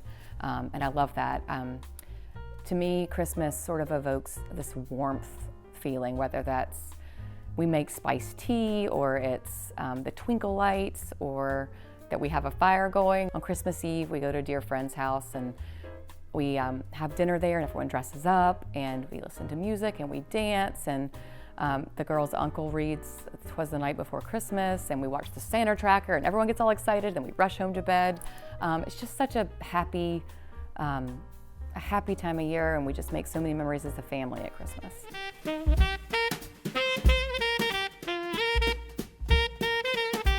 Here's our little breakfast area. It's kind of funny because we actually don't eat breakfast here. We eat breakfast at the bar, but we eat dinner here pretty much every night as a family. And I just love this little space. It gets great light, and it's comfortable, and it's just our cozy little dinner spot. This here is a little mini sofa. It's not built in. We had built-ins at our old house, and I didn't love them because they just felt a little more rigid to me, and it wasn't what I wanted here for this house. I do think it's one of the mistakes I made designing this house, doing everything so kind of quickly. I wish that I had taken the time to have it made sort of with angles so that the front was straight, but these little triangles here were actually filled in. So maybe one day I'll switch it out and have a little sofa made that fits in the space a little bit better, but I still think it's super beautiful. I love the fabric. And this is where I keep my topiaries, and they get their sun, and kind of another just fun area to decorate for Christmas, and then kind of non-traditional way with the oranges that my daughters and I have fun making together, and sort of these like kind of chartreusey lime ribbons that are tied on everything. It's in the spirit of the holidays, but it's kind of not the colors that you'd expect. And another thing I'll say, since we just mentioned these oranges with the cloves, is how important I think it is really to like let your children take some of the lead when it comes to decorating for Christmas. This is their home too, and I don't want this house to feel like it's a place that's just looked at and not lived in. I want them to feel comfortable and a part of it. And I mean, after all, the children are the reason that the holidays are so special, and that they should get to be a part of that. Here's our kitchen, which is really just sort of the heart of the home. We spend a ton of time in here, whether we're cooking or talking or doing homework. We're in here most of the time that we're in the house, it feels like. I wanted to keep the cabinetry in here kind of light and neutral, but not white. It's actually a really warm kind of white color that I feel like is timeless and will just never go out of style, and I'll always love it. We have a nice Calcutta marble here that I really like. There's a lot of different types of Calcutta, and I forget which one this actually is. I could have told you several years ago. But I love it. I love that it has a lot of warm tones in it, a lot of browns in it that really, I think, tie together a lot of the furniture and other colors in our home. I knew that I wanted marble, and I fell in love with these slabs, and there were only 2 left. I really wanted to have a marble backsplash with a shelf, and there wasn't enough. There wasn't enough marble to do all of this and the island and the cabinets over here, the countertop over here where these cabinets are. So we ended up choosing to do a wood countertop here. It's walnut, and I absolutely adore that we did that. It makes it almost feel like a piece of furniture over here, and it just adds such a warmth to it. And then we also replicated that same wood in our butler's pantry. So it all ties together, and it was sort of a happy accident, and that happens sometimes in design. You can't go in with too perfect of a plan because things happen, and you kind of have to roll with it, but I think it makes for an even more beautiful outcome. The island cabinetry is actually a different color than the rest of the room. I wanted to put a little pop of color, but not too much. It's one of my favorite paint colors, actually. It's Faro and Ball light blue, and I feel like in our house it does look kind of light blue, but it's a color that can look gray or green or blue, kind of depending on your home and the lighting. So it's a color that I love to use. Both this light fixture and the one over the breakfast table are both from Urban Electric, which is here in Charleston, South Carolina. This one you've probably seen in a lot of places. It's kind of tried and true now, but I love it. It fits so well, and I love that pop of color that it adds to the room. This is that same kind of peacocky blue that we have in a lot of the rooms in our house. These oranges here are some of the ones we actually, my daughters and I made last year, and we finished yesterday baking some more for this year that we're gonna add to our garland. I will do that later today. And then also in the stove, we keep a spiced tea. I think it's called Russian tea, that we keep a lot throughout this year and make and have in the afternoons. And the girls are old enough now that they enjoy drinking it with us. And then this is my favorite candle. And then this is an angel that my children put there that they really love when they decorate. And it's not my favorite angel, if I'm honest, but they put it there and I love that. So I think my love for interior design did begin early. Like I said, I grew up in a furniture family, and I tagged along with my dad to showrooms, and we even spent a lot of time in Asia. When I was a child, they had factories there, and so I spent a lot of time in the furniture world. So I had a love for it and an appreciation for it, but I excelled academically in school, and so I feel like I was always kind of pushed towards not art classes and not design classes and more maths and sciences, and I was taking those classes and on that trajectory. And so I think I didn't fully lean in to my love for design until I was older. I went down a much more traditionally scholarly path first, and then it wasn't until I was pregnant with my first daughter and the project I was working on from a previous career ended, and I was 7 months pregnant, and so I stopped because I wasn't going to start something new right then. And sort of in the space after having a child, and I had always continued to design our own houses and kind of help a friend here and there, and in that sort of year of time, it sort of just took on a life of its own where I wasn't just doing it for a friend. Like, they would tell a friend, and so the friend of a friend would want me to help, and then suddenly it kind of became a part-time job and then a full-time job. But looking back, I've always had a love for design and fashion and just making everything around me beautiful. So I think that's kind of what led me back to a career in interiors.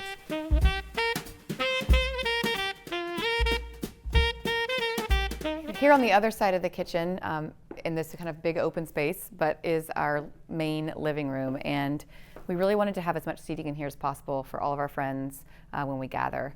So we were able to kind of make it into 2 distinct sitting areas with 2 coffee tables, which I love. It just feels so cozy and homey in here. We spend a lot of time in here, mostly with our friends. I feel like with our family, we end up kind of being in the kitchen or in this movie room behind me in the evenings if we're watching TV. But this is more of a room where we sit and read. I read to the girls in here. I work in here sometimes in the mornings, and kind of on the other side of me here, you can look into the outside, and it's just such a pretty like indoor-outdoor feeling in these rooms that we have these sliding windows that open, and then over in the kitchen there's an open window with cremone bolts that's just so beautiful to the outside.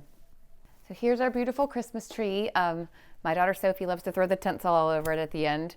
Our ornaments are mostly from our travels, and then we have these ones here that I love so much. There's probably like 50 of them throughout the tree. Was a lady who's now since passed away, but she was a dear friend of my husband's mother, and it's a Christmas present. She gave us a ton of these little ornaments that she had made by hand. She gave them to in this like leather red box, all these Christmas ornaments, which I thought was such a cool wedding present for somebody. So remember that. It's a good thing to give somebody. But they're very special, treasured ornaments that are always fun to put on every year. And then the rest are from our travels, or they've been gifted to us from friends. But like this one here is Murano glass from Italy. And that purple one is from a friend's wedding in Mexico. And then that's a little Russian doll from when we went to Russia a long time ago. We went there. And then there's Hawaii and Montenegro. Anyway, there's just tons of beautiful ornaments on the tree that they're always fun to go back when we get the box out and we go through them. We're always like, remember when we got this one? Like this particular one here from Montenegro, like this little town had like a ton. This ornament has cats on it, and there's a ton of cats just like roaming the streets of this little town. And we're like, remember those cats? And my daughter loves cats. And anyway, it's just we always get to recall the funny stories from when we got these ornaments. I didn't really go with any themes this year for wrapping paper for the presents. There's the designer at heart in me wants to do that, but the mother sometimes overrules the designer, and it's just so much fun to wrap them with my children, and they like playing a part in it. And like this little one that my daughter wrapped, and she put one of her hair bows on it, and it's like the cutest thing in the world. And as much as I would love for the presents to all match and be marbled and gorgeous, I mean, you can't beat this. It's the sweetest thing. So it's kind of a hodgepodge, but that's how we like it. Here's our fireplace that, to be honest, we don't use a ton. I wish we used it more, but it's just kind of warm here in Charleston. But we love it. And then here are more of the oranges that we've made. We kind of wrap them up carefully every year, and we're able to save them. And then, so we've used all different types of greenery here, not necessarily just the traditional Christmas greens. And it's a little unexpected to see that, and it still brings a lot of the Christmas spirit into the room. This is a special little lamp that we like. It's again another Maitland Smith piece, and it's just, I love this tortoise, and it's just kind of unexpected. This is a monkey, and he's kite surfing, but it's actually a lamp. It adds some height over here, which is fun, and it's just a really warm glow at night. So it's just another special little guy. Here's one of the little seating arrangements in this living room. I feel like we sit here a lot in the mornings, my husband and I do. Me in that chair, him over here. I think it's beautiful. Here again, you see this kind of same kind of peacocky blue that's throughout the house. I think when you design a house, it's nice to have kind of like certain storylines and color lines that weave throughout the home. I mean, I think every room should be distinct, but they need to look like they all came from the same mother, if that makes sense. They can't be too different. And I think sometimes with color, you can kind of weave things into a room. I do love color. I love a bold color, a bold pattern, but I don't like 12 patterns in the same room. I think your eye needs a chance to rest, and a house needs room to breathe. I'm not a minimalist, but I'm also not like super maximalist. I kind of like this middle ground where there is some color, there is some pattern, but you also kind of have a chance to rest your eyes. One other thing we do every Christmas, it is important to me that we always do Christmas cards, and everybody groans about it, but I love them so much. And every year, we have Christmas cards from every year since my husband and I got married, and they tell such a fun story of our family and how it came to be and how we are now. And then I always put on the cover our current year. So this is our current year's Christmas card.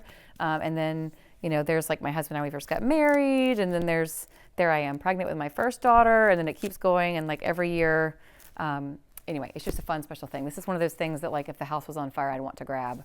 I think it's a really just touching, special thing.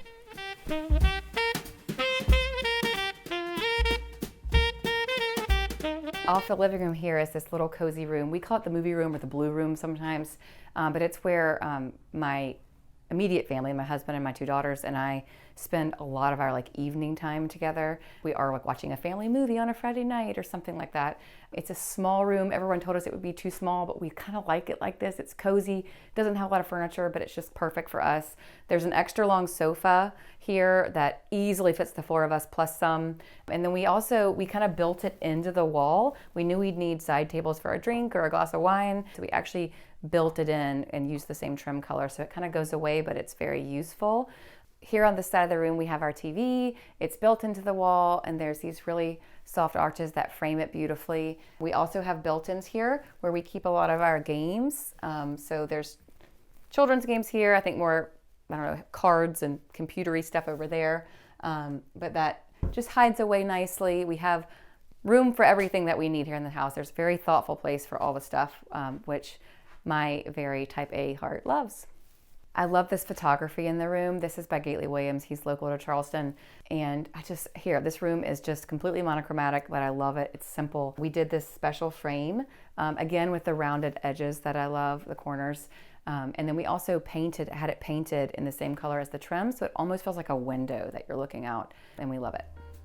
What I love most about our home is that it's our home. It's that I feel like I've touched, the children have touched, like every detail in the home and in the design of the home. So I think what I love most is how personal it feels. Practically speaking, though, I really love that we did our house. It's sort of like a house mullet, business in the front, party in the back. The rooms in the front are more distinct. We have a traditional center hallway, and there's a parlor, and there's a dining room, and I love that we have those individual rooms, distinct rooms with their own personalities. But then the back portion of our house is a little more open, like the kitchen and our main family living rooms, and you can push out to the outside, all the doors open to the outside for entertaining. And so I really feel, I love that we have this like private entertaining and family space in the back that isn't visible from the street.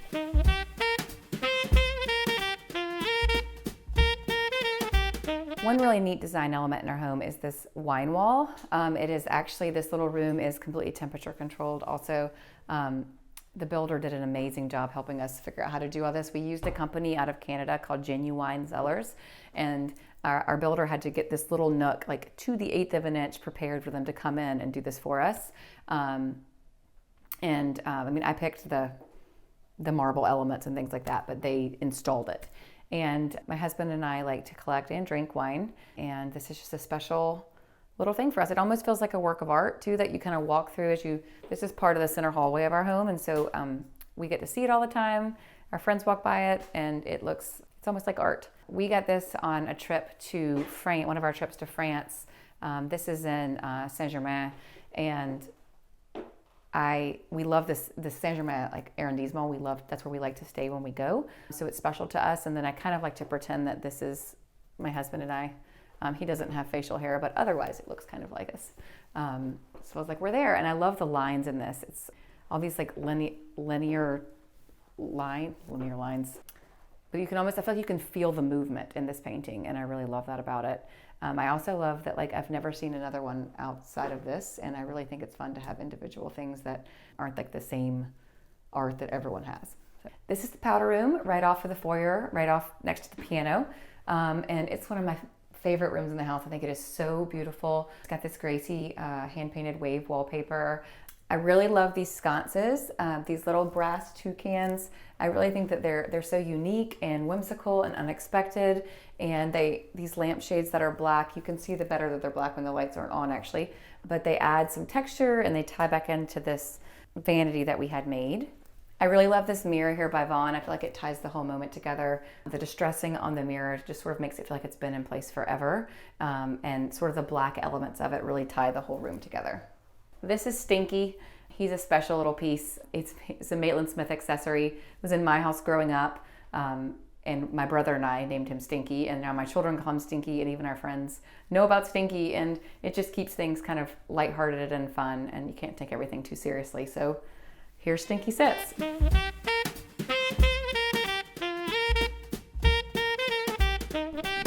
Now we're outside on our back porch. We spend a ton of time out here all year long.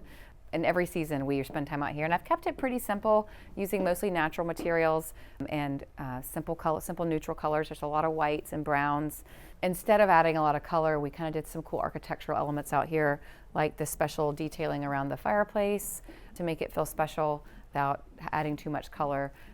The pool itself has a really pretty water line with color, and so does our outdoor pool bath, but we kept the porch pretty simple. I do love how we had the floors painted out here. They're beautiful. I'll tell you what, figuring out the math for how to do a painted floor takes a lot of time, but it's totally worth it in the end. And these here are our sliding doors to our living room. They push all the way open, and it's just a great indoor-outdoor experience. Whether you're outside and talking to people inside or you're inside looking outside, we love to have these opened up all year long. I mean, even today it's like in the 50s, and like I said, with the heat on or the fireplace, it still feels nice to have the door cracked sometimes. This side of our back porch is more the dining portion. We have a table for 6, we can fit 8. This is also where we set up our bar. We have a big derby party every year with everything open. Those sliding doors, these from the other side have cremone bolts that open wide. So it's a very indoor-outdoor experience, and our bar gets set up right here, and everyone's watching the derby, and it's really fun. I had a long list for things that I wanted for the house, but my husband's was shorter, and one of the things that was on it was that we have draft beer. And so we actually have a tap here that there are 2 different kegs in, I think, this compartment here that can be switched out for parties, or just if you ever want to have like one draft beer. He says draft beer tastes a lot different than canned beer and bottled beer, and so we can have that here, which is really fun. I, though, did most of these beer taps that you would see at someone's home kind of come up from the center of they come out through the center of the countertop, and I didn't want to have like a sort of obtrusion kind of coming up from the countertop for setting out food and serving and things. So our amazing builder worked with us to find a way to snake everything through and come out here. So it's just a cool feature of the house. There are times sometimes as a designer where I feel like I should be doing more, you know, like I decorate people's houses for a living, and there's all these other things happening in the world.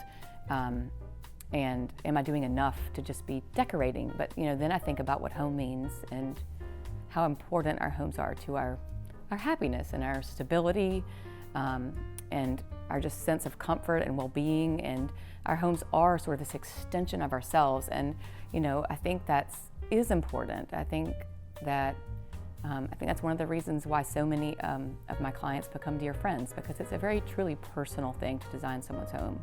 Thank you so much for coming today, Homeworthy. I really enjoyed getting to show you around my house and show you all my Christmas decorations, and I hope to see you again soon. Until then, have a very Merry Christmas. Bye.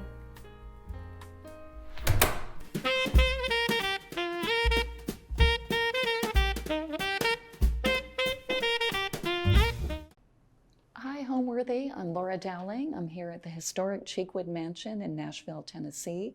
I'm decorating for the holidays. I'd love to show you around.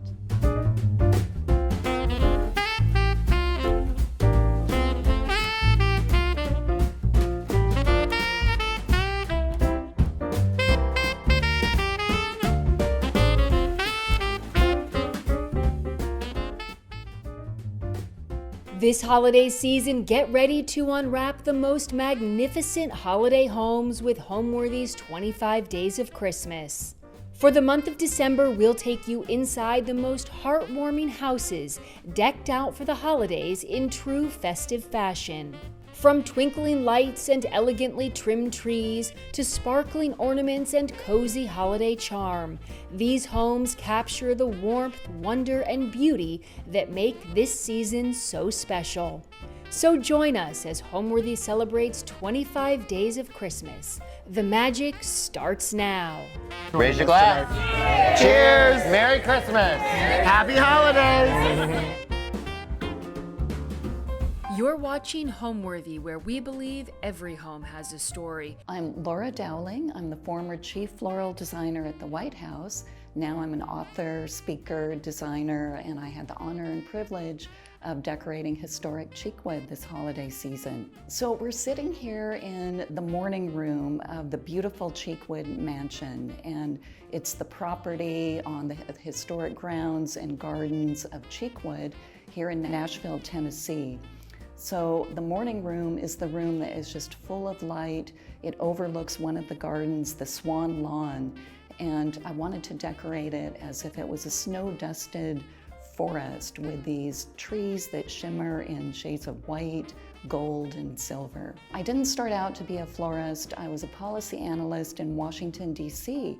for many years. And I think I always enjoyed creative things and entertaining, but it wasn't until I took a trip to Paris in about 2000 where I discovered the French bouquet, started studying French flowers and techniques. I really was inspired by the style. So coming back to DC, I kept my full-time job. I was a communication strategist working out of my kitchen, but I started a part-time floral design business. And it was from that position in 2009 where I heard, my husband actually heard that the White House florist retired, and he suggested I apply for the job. So I wasn't even a full-time florist, just working part-time with a passion for design. And that's when I started competing. It was an 8-month competition with a final interview and contest between finalists. The First Lady selected me to be the chief floral designer. So that's an amazing story, I think. Welcome to the grand entrance foyer at Cheekwood. The theme of the room is Visions of Sugar Plum, and my inspiration was this incredible space.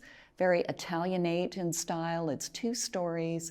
The stone mantle, the 14-foot tree is the centerpiece, and you can see the rich colors of Italian style, the plums and purples, the amber orange, and so layer upon layer, not only of the ornaments and ribbons, but the detail touches, these gilded branches and fruit. So fruit and rich colors, really part of this theme. So at the top, you'll see that there's a Cupid motif throughout the space. I think in a room like this that is grand in scale, that you want to balance an important element like the tree with an equally important piece. So to frame this mantle, and we couldn't touch it with any decorative element, we used a delicate frame, this metal frame, and then built up with chicken wire, and then starting with the branches and ornaments, layer by layer, to get the same feeling of the lightness and the fruit and the flowers.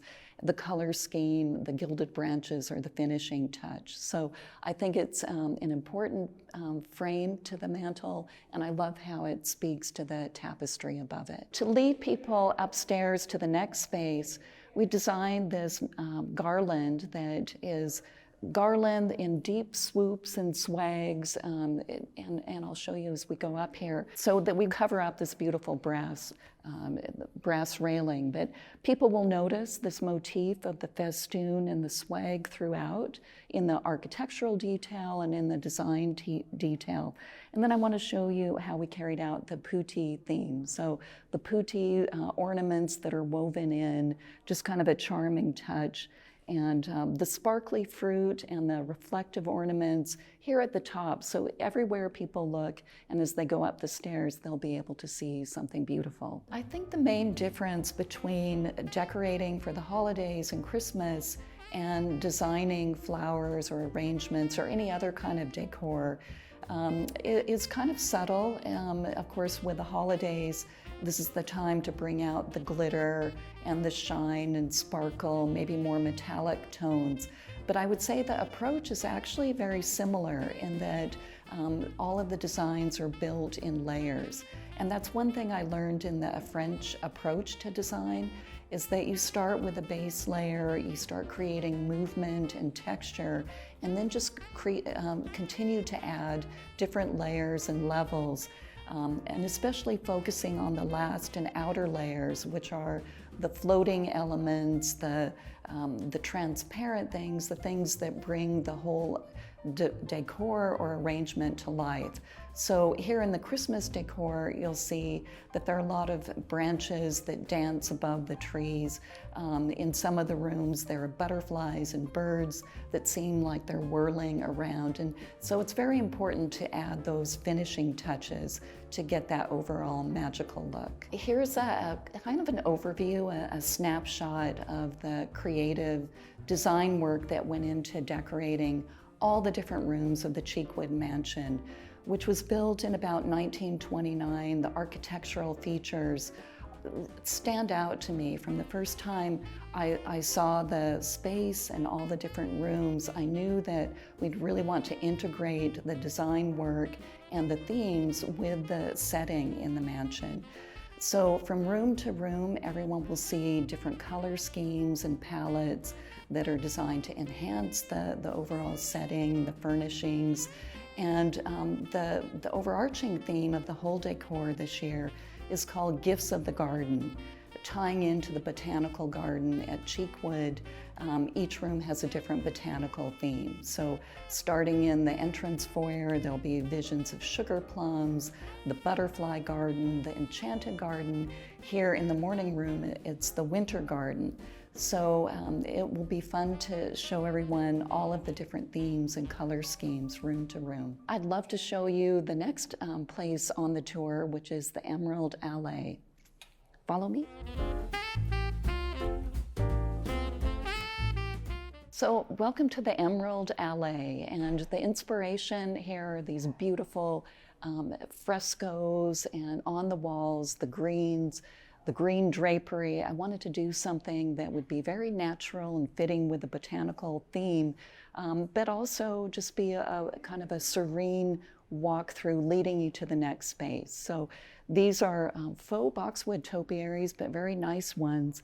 And the touch that I think is a little unusual is this beautiful green velvet ribbon with a gold edge that instead of something more predictable, maybe like moss, we did this ruched ribbon technique with elegant ribbon that I think adds a festive touch. And then they're grounded in these French style, Provençal style emerald green pots. So in a symmetrical placement like this, it leads to the next space. And over here you'll see a focal point flower arrangement on the pier table, again in shades of green. Just a very soft and I think peaceful way to lead to the next space, which has a lot of color. Follow me. Welcome to the drawing room. This is the biggest room in the mansion. And so there's a 16-foot tree that we decorated in a pretty vivid color palette. You can see the turquoise and fuchsia, the lime green. It's surprising, I think, but the theme is enchanted garden. So I wanted to get that sense of colors and flowers, birds and butterflies. I was really inspired by this magnificent rug in the room. The color palette is a more muted shade of all these colors. So I thought by amplifying them a little bit, actually it's quite a bit, to have this vivid color scheme, it would help bring the room and the decor to life. So the tree has a few thousand ornaments on it. We started by decorating on the innermost layer with the biggest shiny elements pushed all the way in, and then building out in all of these layers of ornaments that are a mix of glass and shatterproof. I think one design element worth pointing out is that these ball garlands that you see sort of floating away from the tree help add extra dimension and movement. And then as you look around the tree, you'll see the butterflies and ornaments, the butterflies, birds, and including the ones at the very top.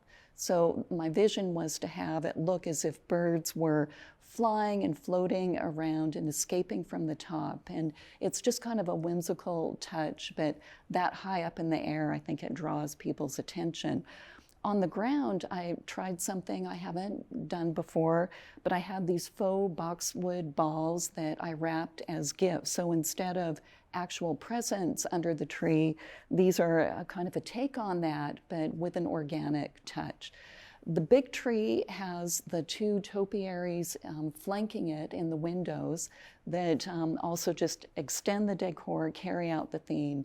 And then with a big flower arrangement on the pier table, helping to bring balance to the room. I'm always thinking about balance, so having the big tree balanced by these kinds of arrangements, and then the mantle garland over here, again, just layers and layers of lush ornaments and a few special touches of things woven in. You'll see more of the butterflies and birds. So this is the enchanted garden theme, hopefully coming to life. Many of the mantels in the mansion are just extraordinary, and I love the detail, more of the Cupid motif here.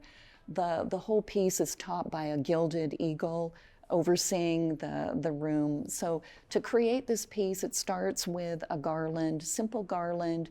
Again, no attach points here, so we actually used weights, like weightlifting weights, to tie the ribbon and keep it from rolling off.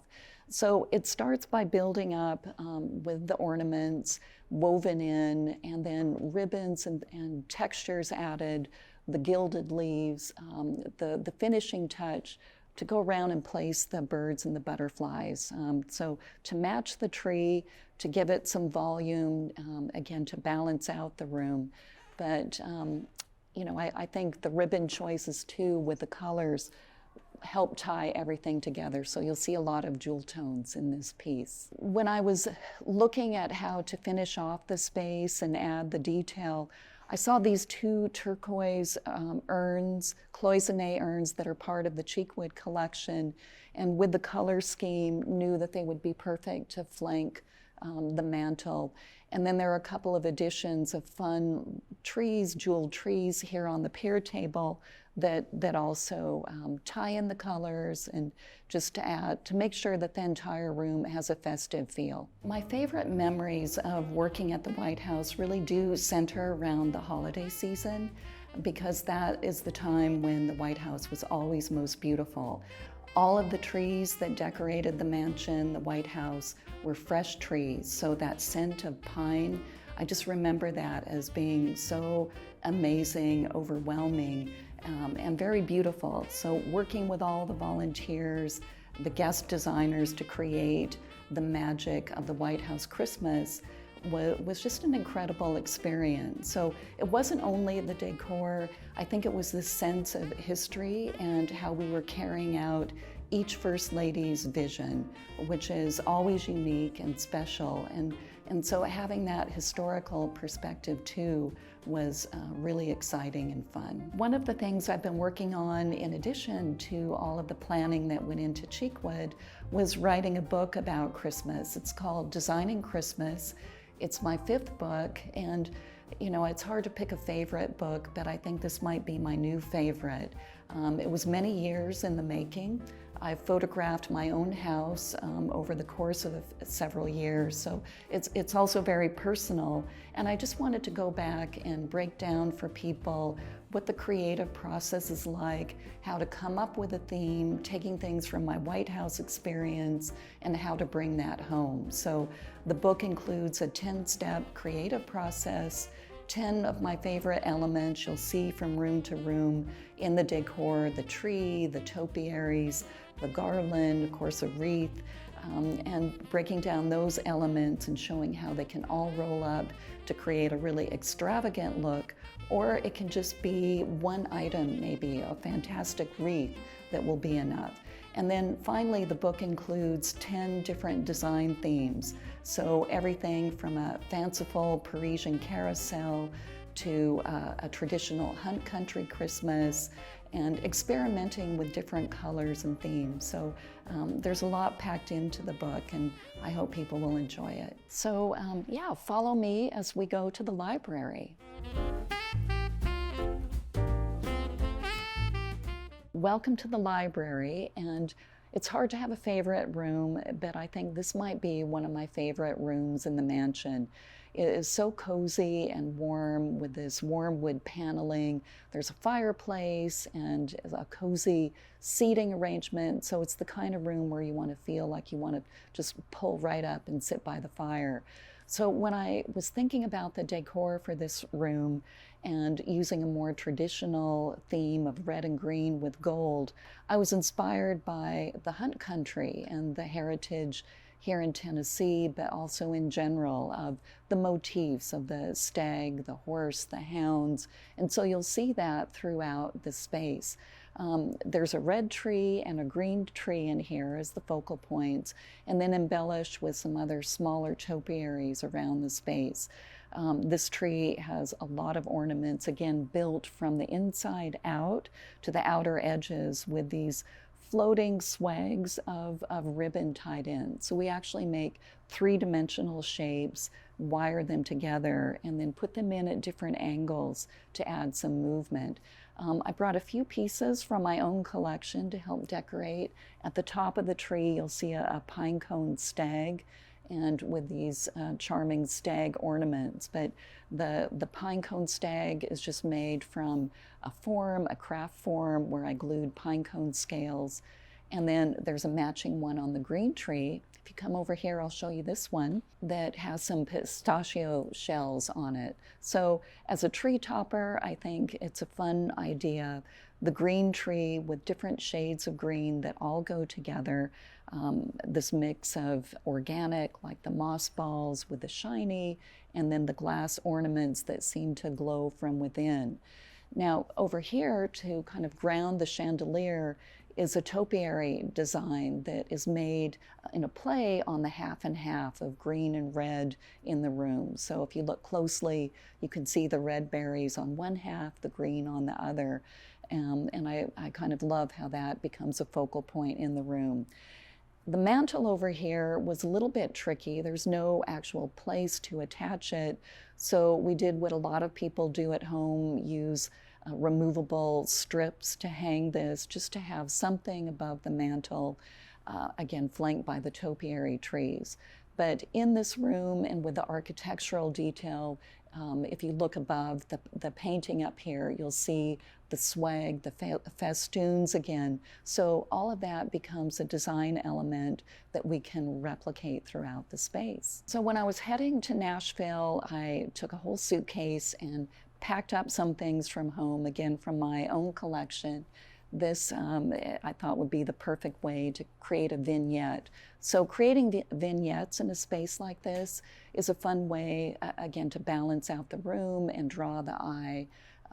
These horses with the topiaries, crafts that you can do at home. They start with a simple wood frame and then just embellish with ornaments, pine cones. I wanted the whole space to have a natural feel and very traditional, that kind of warm homespun feeling of a traditional Christmas. So follow me, we'll head to the loggia for the orangery theme. So I know I said that the library was my favorite room, but it might actually be this room. I was so excited to see how it would actually come to life. It's a two-story garden space with so much bright light and a whole wall of windows. So my vision from the beginning was to use citrus colors in the spirit of a classical orangery, lemon, lime, oranges, and carry that throughout the space. So the centerpieces in the room, the grand centerpiece is the iconic fresh poinsettia tree. This is something they do at Cheekwood every year. And so this year I wanted to weave in other kinds of plants, the orchids and ferns, with actual ornaments and lemon branches, so making it more of an integrated design that would coordinate with the orange tree and the lemon tree on either side. So these are 14 feet tall, the big one is 16 feet tall, and we added a few charming touches like the dragonflies up here.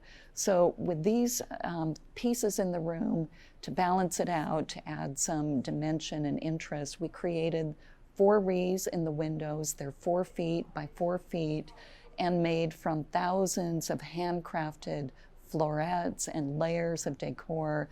They really took almost the full 2-week period to make and install. And they're in these colors that are the citrus colors matching the trees. So around the perimeter of the room are 8 or 9 of these lemon trees that are faux trees, but we've woven in special branches to make them come alive. And the technique I mentioned from the green allée, this ribbon work that is ruched ribbon, helps give a pop of color. So I'm very excited about how this whole space came together, and it changes no matter what time of day you're here.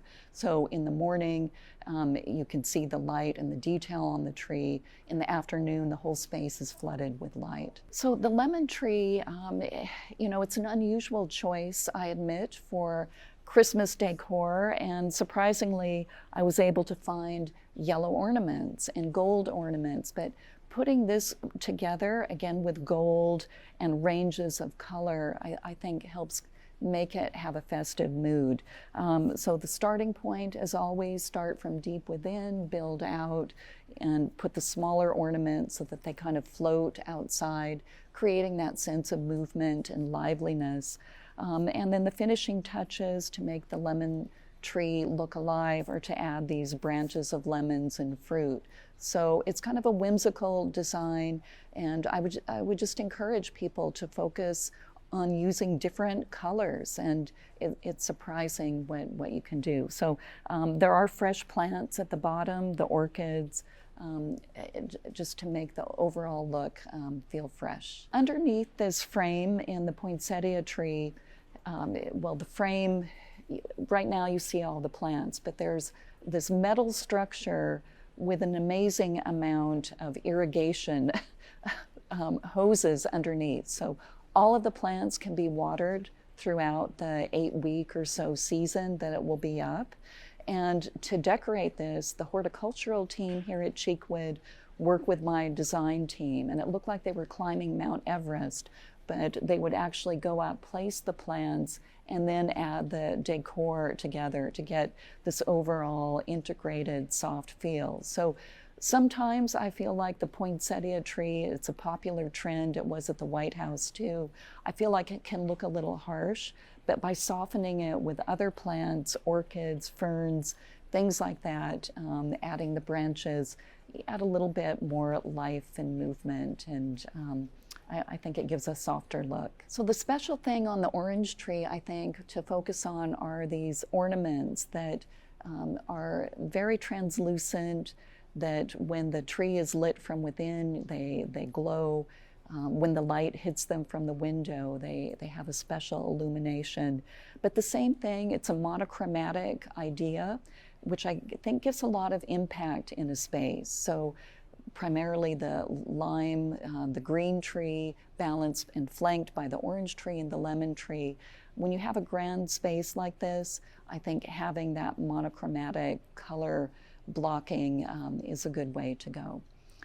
So next we'll see the dining room. Follow me this way. The dining room at Cheekwood has a very specific color scheme. The walls are salmon pink and light pink. There's a blue ceiling, blue draperies. So I knew that it would be important to work with that color palette in thinking through the decor. So from the beginning, I had blue and pink on my mind, different shades. And then I also added in some lavender. So I think adding in that kind of touch helps keep the palette from looking too much like a baby shower, and maybe more festive. Also with gilded accents, the gold leaves, the embellishments of sparkle with the different ornaments. That's a way to work with maybe an unusual color palette for the holidays, but make it all work together. One of the most exciting things I think about the room is this table setting of Versace china, the bird and butterfly theme, which goes perfectly with the theme of the room, which is the bird and butterfly garden. So the minute I settled on the design scheme and the color scheme, I thought this is the china that we need to use for the room. It's just the perfect spirit of whimsy and detail, the colors. So this wonderful company, Replacements, loaned the china to us, including the glassware, to create a very opulent table that I think sets off the whole space. So the trees were underneath here are pencil trees. I know that's hard to believe, but by taking crystal branches and other branches, you can actually build out the tree to get a different shape.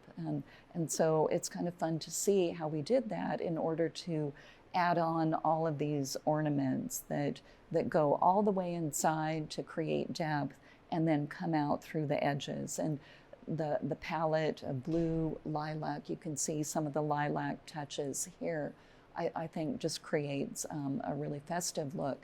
So in the background up high are the wreaths that are made.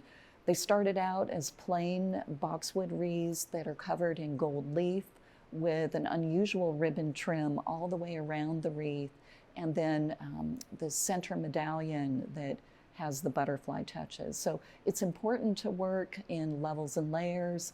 I never really do anything on a flat plane, including the wreaths, and I think they really help set off the trees and balance the space. If we walk this way, I'll talk a little bit about the flowers in the room. So on a grand sideboard, side table like this, you can do something in the middle, or as we did here, to create a pair, and then we can showcase a little more of the Versace china, also in this pink palette. But this is a nice way to focus attention on the beautiful portrait in the room. These are faux flowers, but arranged in a natural French style, and including adding in just touches of branches that float above the arrangement. So really the key to getting a natural look with any arrangement, whether fresh or faux, is adding the elements that float around and create the depth and movement. So one of my favorite pieces in the dining room is this mantelpiece that frames this extraordinary surround, fireplace surround. It's blue lapis. It might be one of the only ones in the country. And so striking on its own, but then decorated for Christmas. I use this medallion again that I brought from home. I thought, given the porcelain on the table and the porcelain in the collection, adding a piece like that as a center medallion was a fun touch. So in this construct, in this design, more is more, philosophy I like to follow.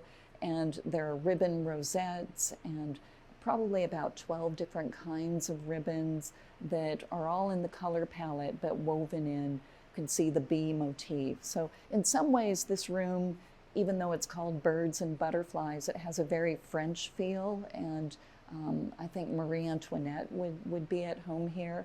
But the garland underneath, a natural looking green garland that is just covered and embellished with the ornaments and ribbons, tying in this with the flowers and then the two trees in the room. So one of the more opulent rooms on the tour, again, one of my favorites.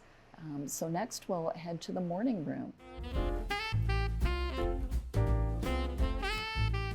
Welcome to the morning room. It's kind of the grand finale of the Cheekwood tour this year. And so for this space, I wanted something that everyone could relate to. I was inspired by the space, the light that is in this room overlooking the Swan Lawn. It's just a beautiful light-filled room. So coming up with a winter wonderland, winter garden theme seemed like just the right thing for the space. And here behind me is a winter forest of 5 trees with these subtle gradations of color. So there's a focal point piece, the big white tree that has a natural touch of pine cones and more butterflies and birds, but all shimmering shades of white, flanked by 2 gold trees and then silver. I think by using the different variations of color and subtle color and metallic elements, that it creates this whole shimmering feel. So I wanted people to really reminisce and feel as if they were walking into a snow-dusted forest. So the trees are the focal point, and then over here to flank the room and to set off the mantelpiece is this garland that starts as just crystal branches and white branches. So building up that theme, adding the twinkling lights in. So you can actually get these wonderful lights now that can go in over the top of the decor. They're on the filament wire and battery operated. So you just sort of tuck them in and around to give this magical touch. The wreath is matching above. with snowberries and winter berries. The touch of red, I think, just brings a little more of the natural element into the mix. So all of that together, I think, creates this sort of soft, whisper-like decor, maybe a little bit different from some of the more colorful rooms. All of this decor is then balanced by the arrangements. There are 2 pier tables here in the room, and so we just wanted to do something that seemed like a snowy day. The hydrangea that has some glistening, sparkly elements to it. The whole room just kind of glistens and glows, especially at different times of the day. So if you come here in the afternoon, you'll see that light streaming in. The morning light is also beautiful. So a lot of people say this might be their favorite space, but I did really want people to feel like they had walked into a winter wonderland in this room. Welcome to the silver room. So this is the final room on the tour, and it's a small room that houses the Cheekwood family collection of china and silver. The room is this dark cobalt blue. So in envisioning a color scheme, I thought of the silver, the blues, the touches of metallic, and again, almost a wintry look with branches. The tree is the focal point, and it's a silvery tree underneath. So that's a good starting point if you're trying to do a very specific color scheme. And then building up with these different layers of blue and silver ornaments. You can see some of the detail here, which I think is beautiful. And then the ribbons are also, I think, a main focal point touch on the tree. And I especially love these velvet ribbons with the pearl and gold embellishment. So a very classical style.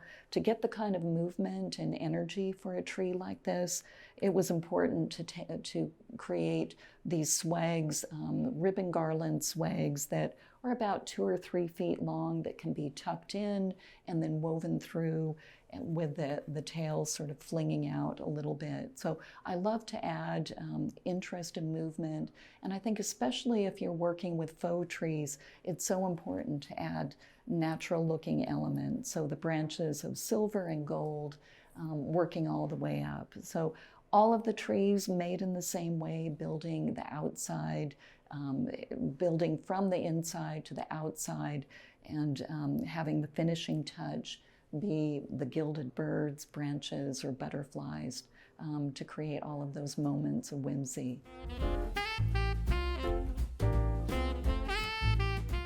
So for me, it's always been an exciting time of year. I grew up in the Pacific Northwest, and so the traditions of going out and cutting a giant noble fir and having the magnificent tree as a starting point, all of the craft projects that I would do with my grandmother and other family members to create personal items, and so that warmth and of tradition layered with now different design approaches, I think, is what I enjoy about decorating for the holidays. And more broadly, I think in general, by creating these festive backdrops for the holidays, we invite friends and family in, and it really, I think, is the backdrop to the meaning of Christmas and the joy and the wonder, celebrating with people.